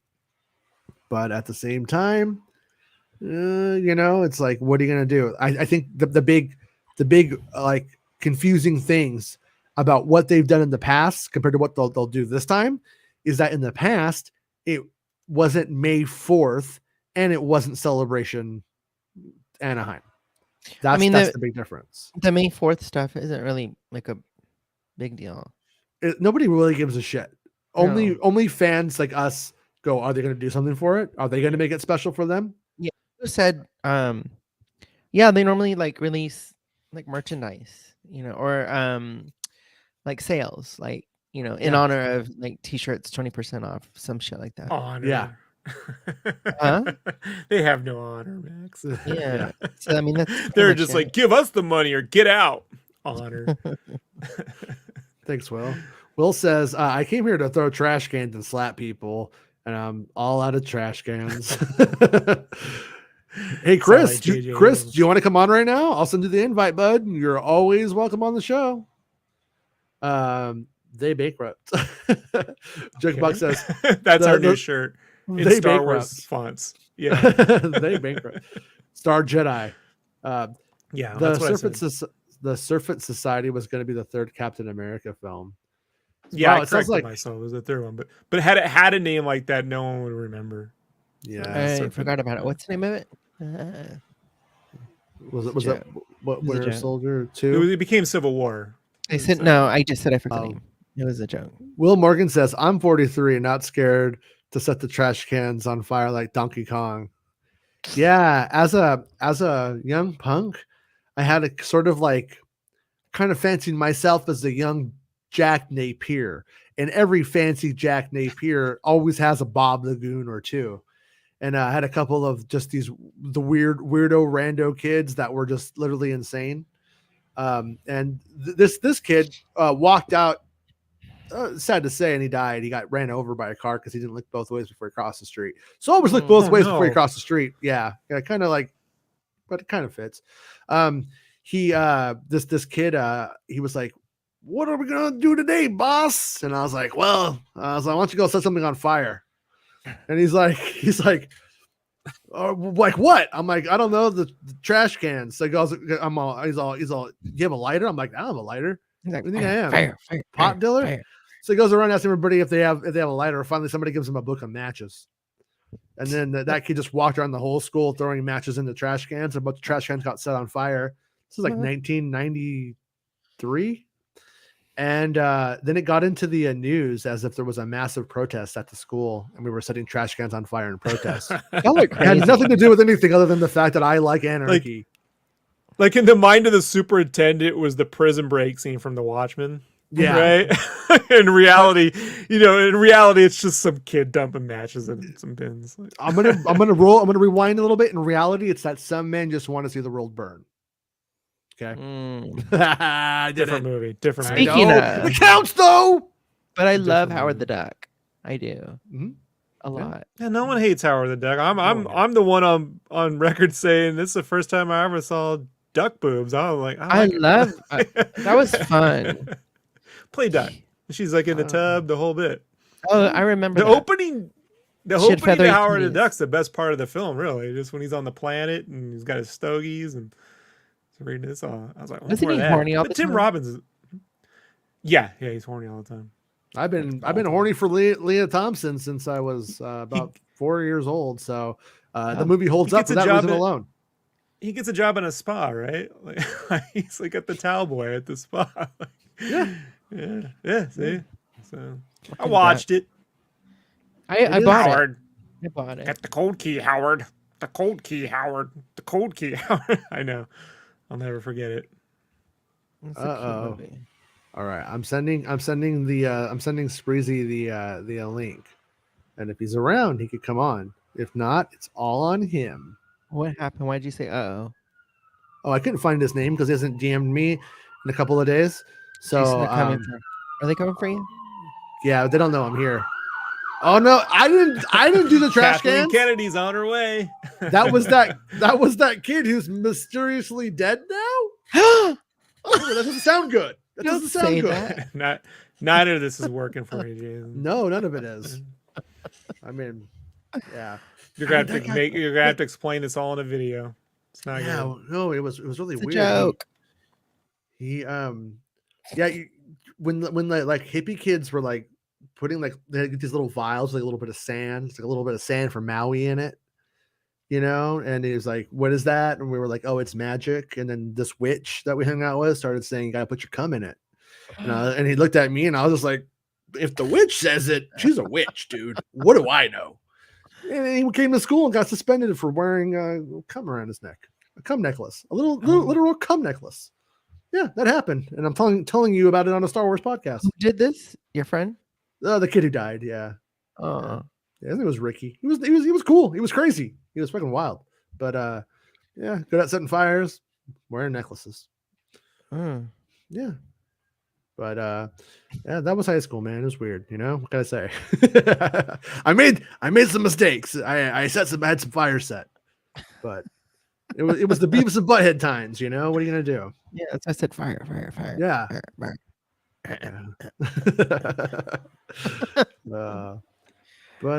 Yeah. So no one is gonna disparage Howard the Duck on this show. No. But I will say, I'm the one who keeps waiting for Marvel to let James Gunn make the movie. You know, like ever since Howard reappeared in this area, I'm like, just make a Howard movie. Like, Weren't they supposed to? I don't know what they're supposed to do. I saw the end of Guardians of the Galaxy, and they had that he's little in Easter there, egg. but they've never said they were going to make a movie. I thought that's what they're. I thought that's why they had those things like at the end of the movie. Hey, Spreezy, do you like Howard the Duck? Oh, I love Howard the Duck. All right, you can stay. Oh, thank you. Hey, Chris. Hey, Max. Hey, Rob. I want to see them make a Howard the Duck video game, but it looked like Donkey Kong 64. You know, like a good 1999 style platformer. Same graphics, the whole bit. 64, yeah, Nintendo 64, Super Nintendo. Why Spreezy the Unwanted? Howard the Duck 64. Yeah. You feel so wanted because you didn't say hi to me unwanted? for a few days, and I didn't send him an invite in the morning. But now he's here. Max, Jason's totally forgotten about me. He doesn't care about me anymore. You know what I mean? That's cool. I still love him. It's all good. Nobody replies to my messages either. Who? Hey. Jason? That's true. I don't. No. Oh, I don't. He's too good for us. I laugh at them all. You're I always wasn't funny, talking Max. about you. And I go, haha. Well, eat my He does. I've seen that. That's true. I do. Huh? A lot of truth here. But I wasn't talking about you, Rob. Now that you confessed, Oh, the night. Okay. Oh. he leaves you on I take scene it back. sometimes. It's okay. Not good enough, Rob. Will says Fair it's enough. 2022. We no longer have dumpster fire, which is to throw cash cans like Tupac in Vegas. Yeah. And at the same time, I just want to throw it out there. At that same exact time, Tupac was going to the mall, or the event at my mall was happening that would get Tupac killed. So it's all kind of connected. Well, you know what I mean? What I'm trying to say is, if you like Tupac, you should like me. So I'm kind of like the new Tupac. All I'm saying is Tupac never had the chance to be in Greasy Strangler, since it's a lot like Nothing But Trouble. That's true.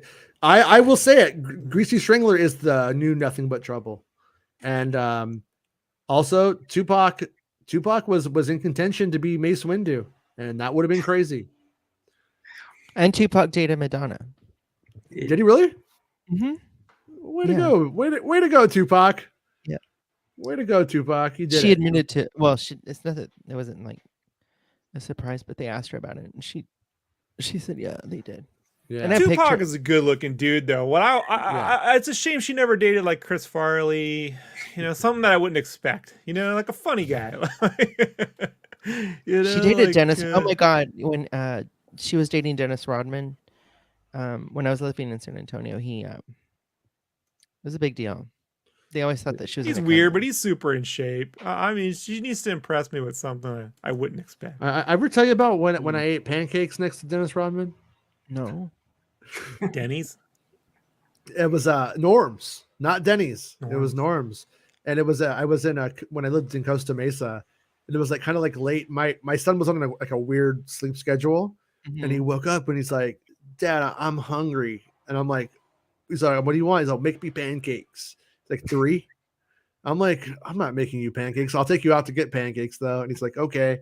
So we go out in the middle of the night and we go there, and then we have Dennis Rodman walks in with like these 2 guys who look like wise guys from the old neighborhood. They have like wise, like wise little guys. Macs. Yeah, they're Wise like guys. looking around, and but he like, literally comes in and like starts like honestly, I don't give a shit about Dennis Rodman in the end. Like I don't follow sports. I don't care. Doesn't mean shit to me. Only thing I think about Dennis Rodman is like, remember when they gave Rex that dumb hair because of you? That's all. That's my connection to Dennis Rodman. Was he probably influenced Rex's hair? Actually, we met him. So I'm sorry. Yeah, no, but he comes in and he wants like everybody to say hi to him. Like nobody wanted to say hi to him, and he's like going around like shaking hands and shit. What year was this? Nobody was. This was like 2015. Oh, that's fine. 2016-ish. And I don't care. But I have. I'm telling you right now, if some cat I don't know comes up to my table and wants me to shake their hand while I'm eating, I'm telling them get the fuck out of here. Like I'm not touching no one's hands while I'm eating food, man. Like that freaks me out, dude. I'm like, just touch Let alone Dennis Rodman. Well, no, no, put your hands on my boobies here. But he goes and does that, right? No, And I'm eating. Not you. Can't mix the two. Can't mix the two. I'm eating. I don't touch my titties like you did Madonna, Rodman. Touch my titties, Rodman. Like I'm Madonna. No, but he comes in. No, but anyways, Rodman gets his food and leaves, and he was fine. He wasn't a dick or anything. But his guys go around and start telling people to delete the photos, and I thought that was so weird. And then they come up to my table and they're like, "Hey, can I see the photos you might have taken of Rodman?" And I'm like, "No, you can't, because I didn't take any pictures of Rodman." Well, you didn't hear, Jason? They're the men in whack. Yeah, they're the ones that come over and delete all your photos of. And I was like, no, and then I was just like, am I going to get beat up by Dennis Rodman's goons right now? Because I refuse to show him pictures on my phone. And then, but he's like Jack Napier, and his goons beat you up. Yeah, no, he continued the Jack Napier thing. Definitely, they were both like Bob the Goon.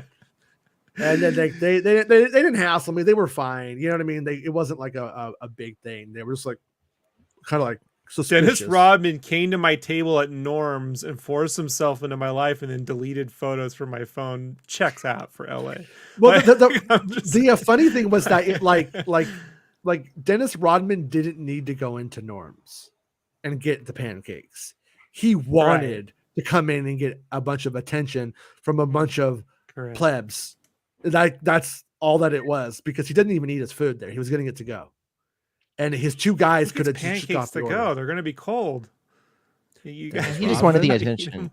Yeah. He wanted the attention for sure. Yeah. I mean, he seemed nice. Cold. Yeah, we met. We saw him in San Antonio. My boyfriend is a big.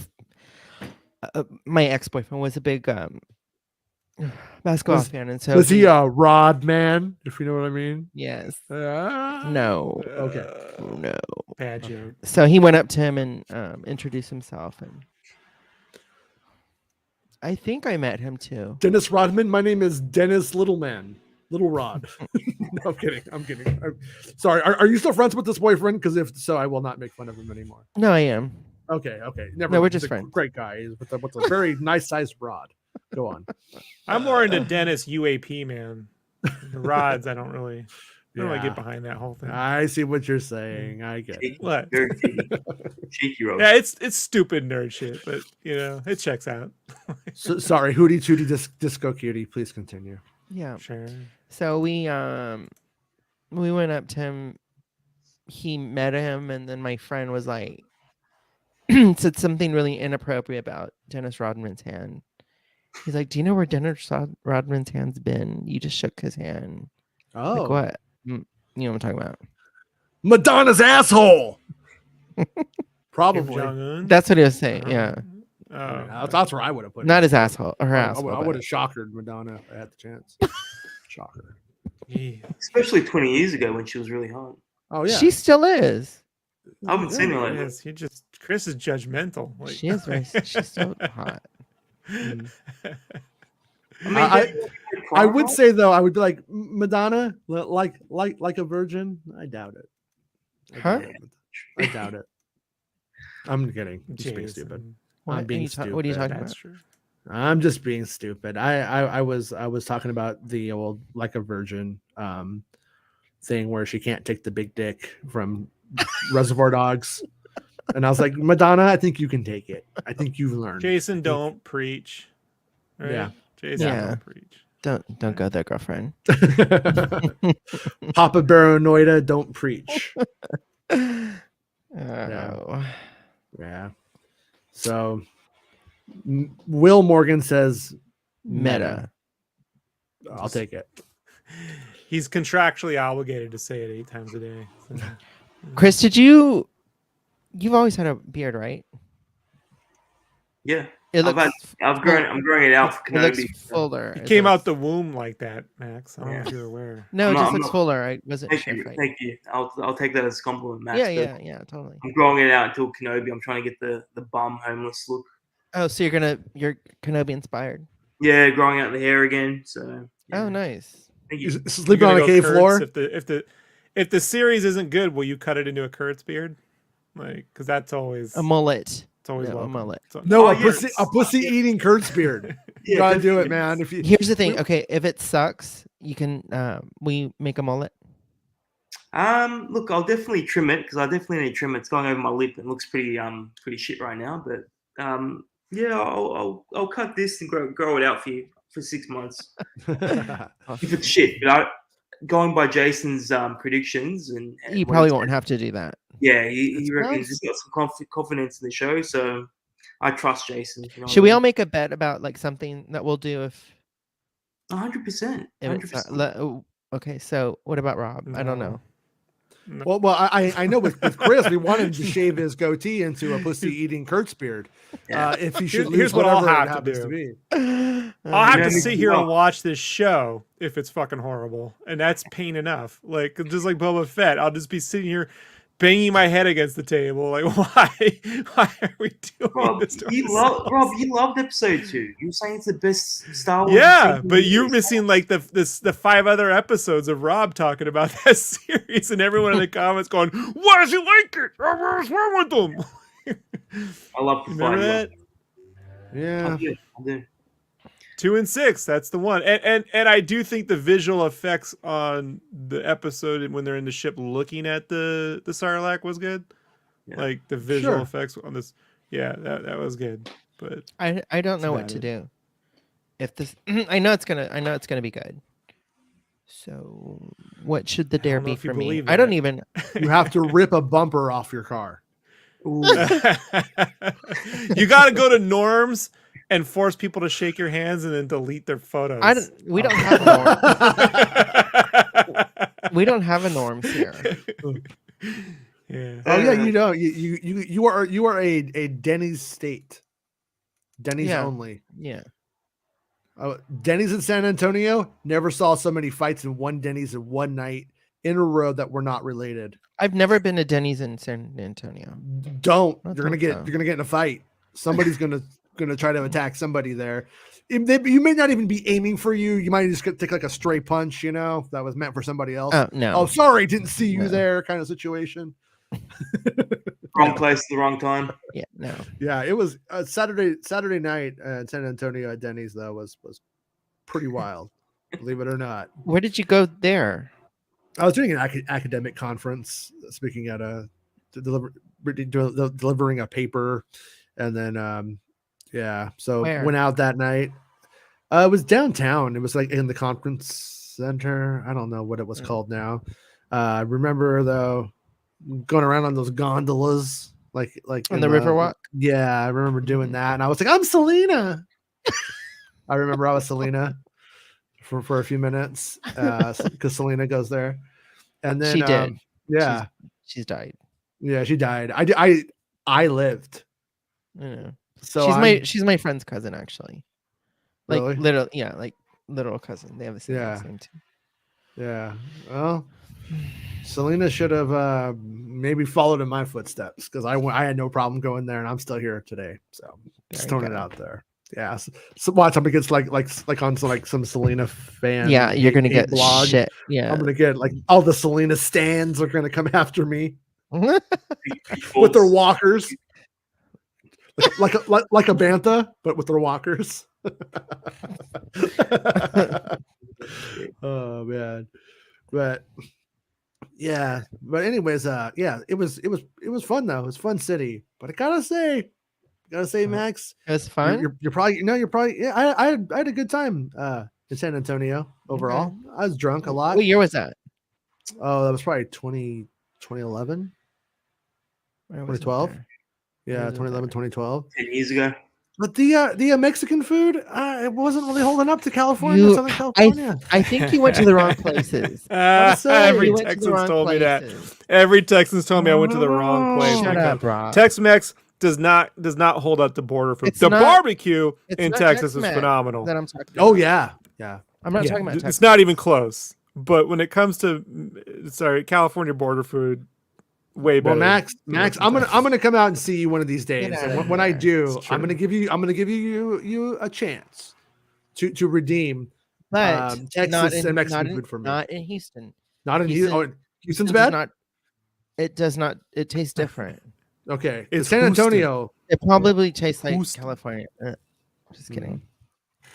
No, No, I everything don't- tasted like the Mexican food tasted like it was like La Victoria salsa.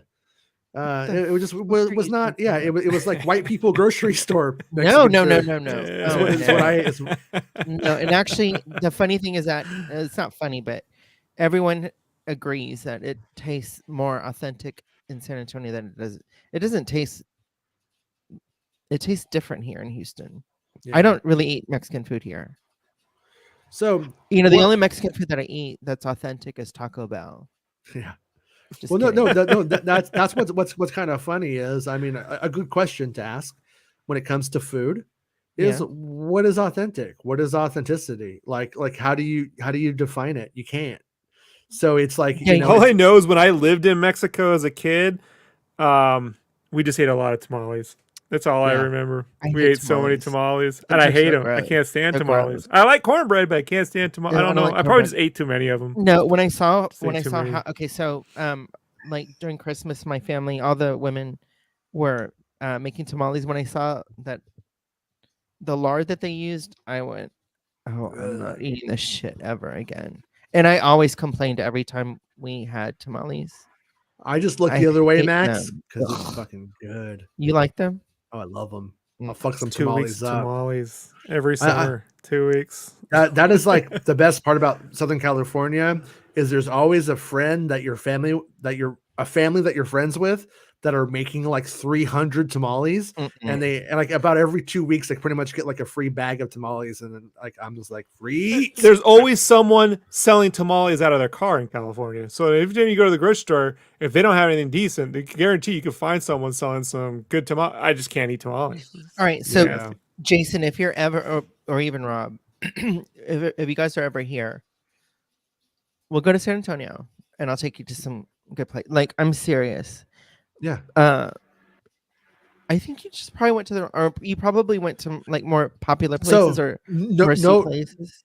totally, yeah. Not kidding. The place I went to was in San Antonio, like in the city. It was run by not by white people, and it was well rated. This is like the start of Yelp time, and it had like good reviews. So this remember was the name? according. I don't. It's been. I was there for one night years ago, but I could probably look it up. It's and also figure out. too, I you know what I can. I know it's. I think it was there for a long time. I think it's been there for years, so I think it still would be there. Is it called but Mi I would have. Tierra? I'd have to look it up. I'd have to like literally look at it. I don't know. Fascinating discussion for Chris, huh, Chris? Like, what do you think it's called? Like, do I just like? He's like, I don't even know what Mexican food is. Yeah, let me ask you this, Chris. In Australia, is there any Mexican food? Can you actually get it? Is Yeah, it a but it thing? tastes like ass. Really? Yeah, So it's not, good. It's not Okay. authentic. Oh, okay. We have Taco Bill. We don't have Taco Bell. We have Taco Bill. It's weird. Is it the same company or is it a Taco different- Bill? Yeah, it's called Taco Bill. I don't know what the fuck's going on. It's like the I like cheaper that.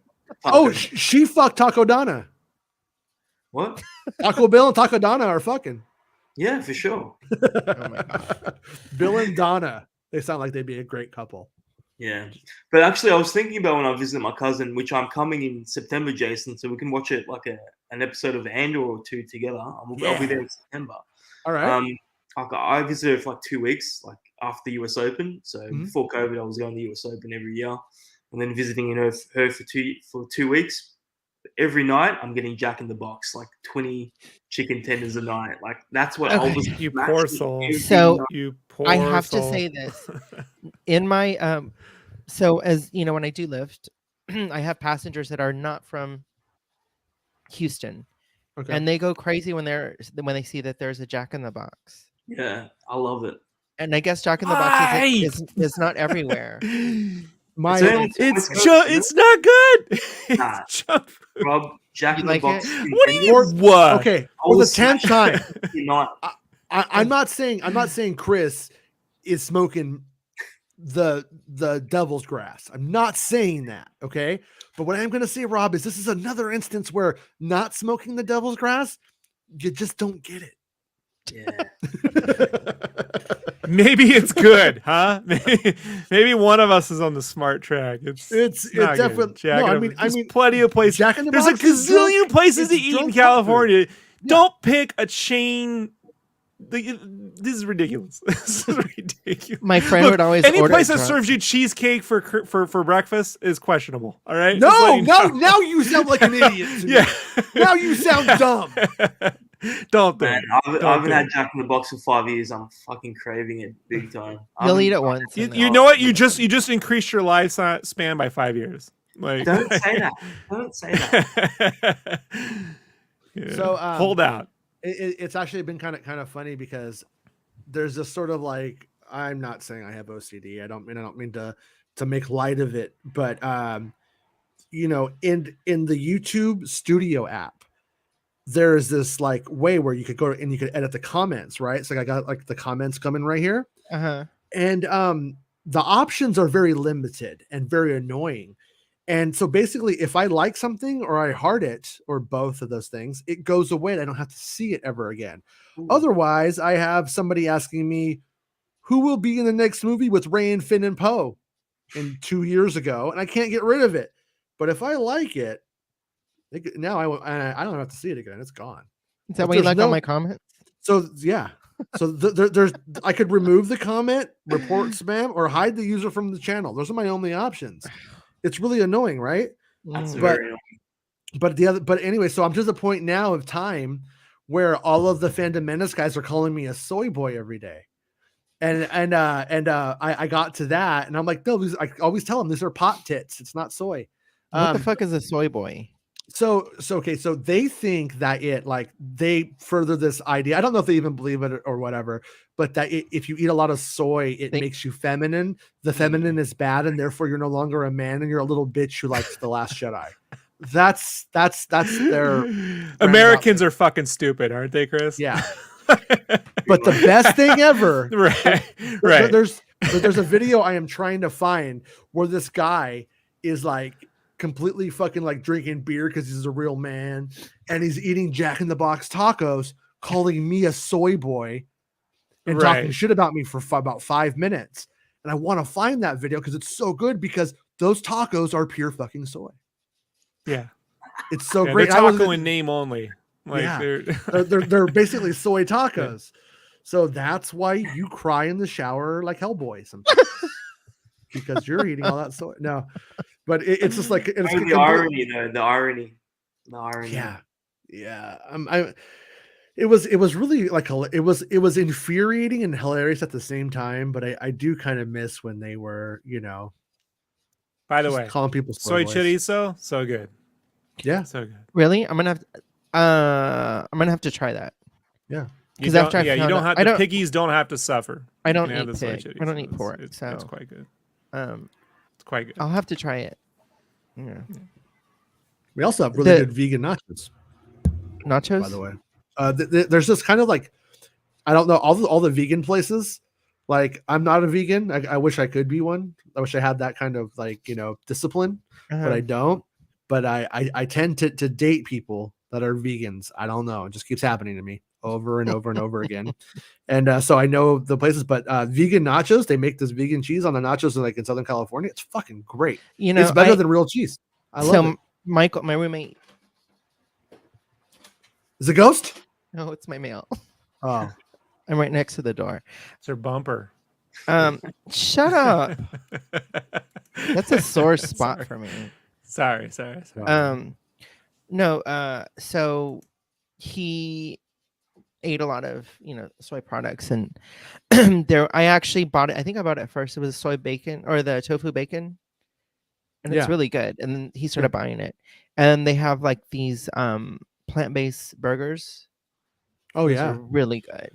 yeah, So yeah. they We have those. We have those pretty much everywhere here now. Like you could pretty much get them most places. It's starting to be like that here. I'll do it. I will ethically do it if it's a busy burger. And by a busy burger, I mean it has a bunch of shit on it, like here and there, because then it's fine. Then you can't even, it tastes the same. But if I'm being like a real basic bitch and I'm just going like some ketchup, and that's pretty much the gist of that hamburger, Mhm. I can't do it because it has that artificial, I don't know, grilled taste to it. It's like this like mesquite kind of fucking shit taste that they add to the fake burgers. I can't take it sometimes, but yeah, it does the job though. It's good. All right, well, we got anything else to talk about? I think we were about an hour 55 now, so I guess Yeah, I obviously I came in late. I just I need an update on Rob's prediction for trailer 2, if possible. Oh, has he got a prediction? Bro, we're 2 months away from this thing. What do you want me to do? Yeah, May 25th. Yeah, there'll be another one. Just I'm wait. sorry. You just gave me so much shit when I said March the 10th. I just got to give it back. I still love you, but yeah, and it came out March the 9th, so you were a day off. But congratulations. No. I looked at my date when it came out. It said March 9th, just because somewhere on the planet. Hey, right now, those little stars in the sky, it's like 1 million years ago. So what's time, right? Time. We can. It's a stretch. So okay. So actually, remember I said I wanted the trailer on my birthday, and it showed up on my brother's birthday instead. Oh, that's cool.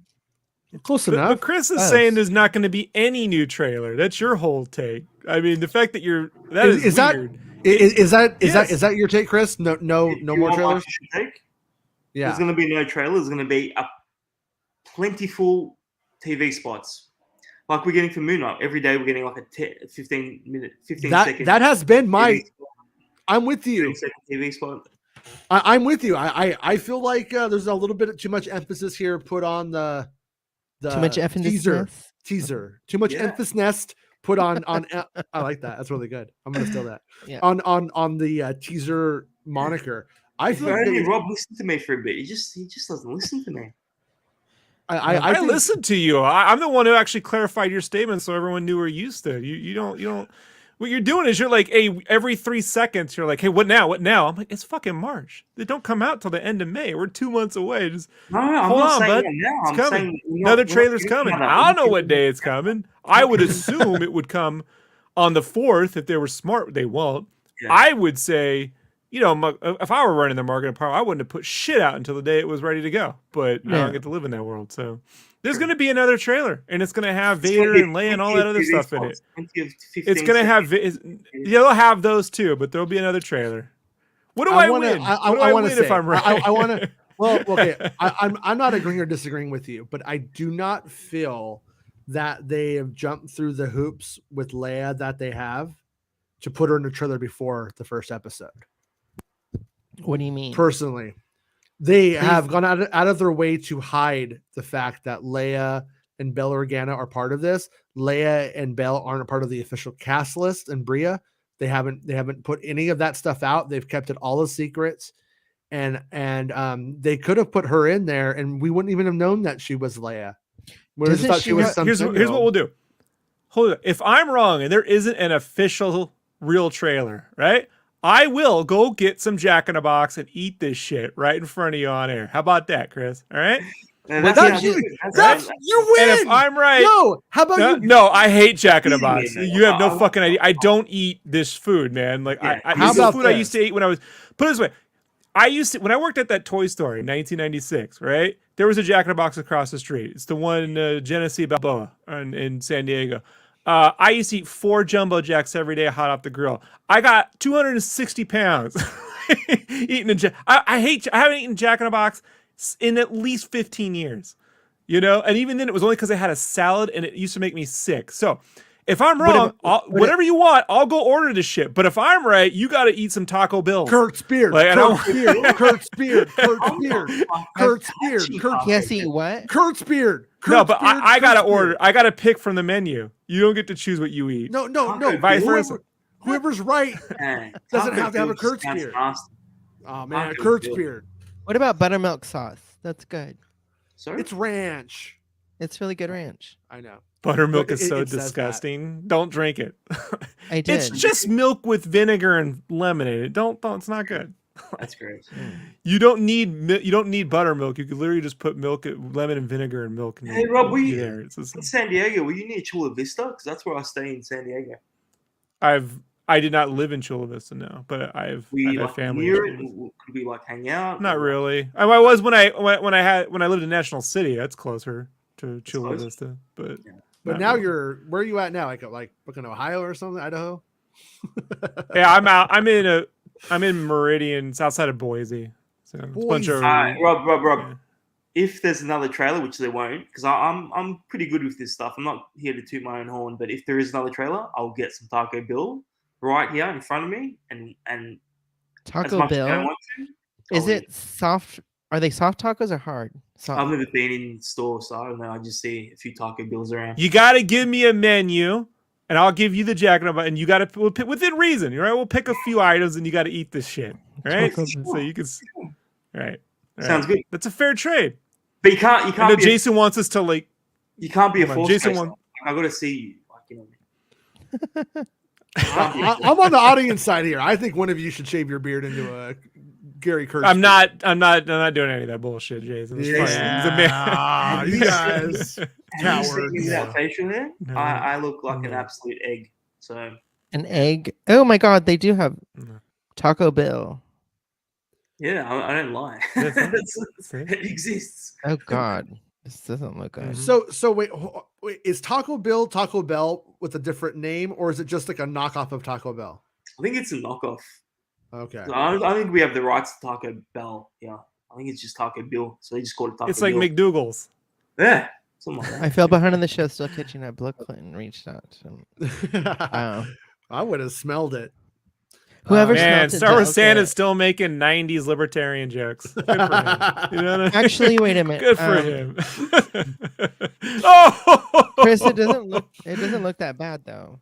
Does it? No? I don't know. No. I might check it out just to it doesn't look that bad. Newt Gunray, it's a joke. Still laughing about that one. They have like 2 Mexican restaurants in Istanbul. Okay. I'm curious to see what that tastes like. Yeah. Well, the show was originally named after Ken Star Wars. Ken Star Wars. Yeah. Oh, yeah, I man. dropped it. Yeah. I haven't thought of that name in a long time. Yeah. Well, Star Wars has always been a little political, Jason. So you know when Terrence Stamp got the role of Valorum, people would ask him about it. He would be like, "I'm a little bit like Bill Clinton, I think." That's what he would always say. I think I'm based on Bill Clinton. You mean Bernadette? Bernadette, yeah. From Priscilla, Queen of the Desert. Priscilla, Queen of the Desert, yeah. With Leguizamo, also. We would say Neil. Oh no, wait. Yeah, Neil to Bernadette. Neil before Bernadette. I was thinking of Annie. Tim Curry, Bernadette Peters, and Carol Burnett basically having G-rated porn for about 5 minutes, and that was an interesting musical number as a child. Oh, did you get my? Do you remember when I said, "All right, who's next"? A few weeks ago. I don't even know what day it is today. I know. Yeah, and then Jason's reading text from 10 years ago. No, Marty said I looked like a dominatrix when I said that. I was like, "All right." Who's next? And then I sent you the link to Annie. Yeah. That's what. So let's just take that as Marty would like you to wear a red little wig and beat the shit out of him for money, and I'm cool with that as long as I get my 10% finder's fee from the show. Okay. Heidi wrote that. That's a speciality for me. I've noticed some people missing from the show. Yeah, they run after about 2 hours. No, it was like before. Oh, I really? don't know. Anyway, They come and go. They come. They'll be here come Kenobi time. You'll see. Yeah. So, anyways, yeah, let's call it a show, and we'll be back tomorrow at 11 a.m. Pacific Standard Time. Max, I might bother you. I'm serious. Max, no, Max. If you end up home, no, I'm gonna be home like all fucking week. Okay, if you end up not having to deal with work or anything like that, come hang out with us. Okay. It's breezy. Just gotta say you're free, and I'll send you the Make me invite. if you wanted. Just make me if you wanted. What time is it Yeah, over there okay. again? It's 7:04 a.m. Wait, are you waking up or you're going to sleep? That's personal, but I am. Excuse me. I am got work soon, so I don't know. We'll see. You're what? I have work soon. Oh, okay, Nice. okay. All right, everyone. We'll see All right. everyone tomorrow. Thanks for being a channel member. Like the video if you haven't already, and subscribe to the channel if you haven't already, and all that jazz. Bye. And it's too late to tell you that now, but maybe you didn't, and it was worth it. All right, I'll see Toodles everyone noodles. tomorrow. Okay. Bye, Rob. Bye. Bye. It's not about spaceships.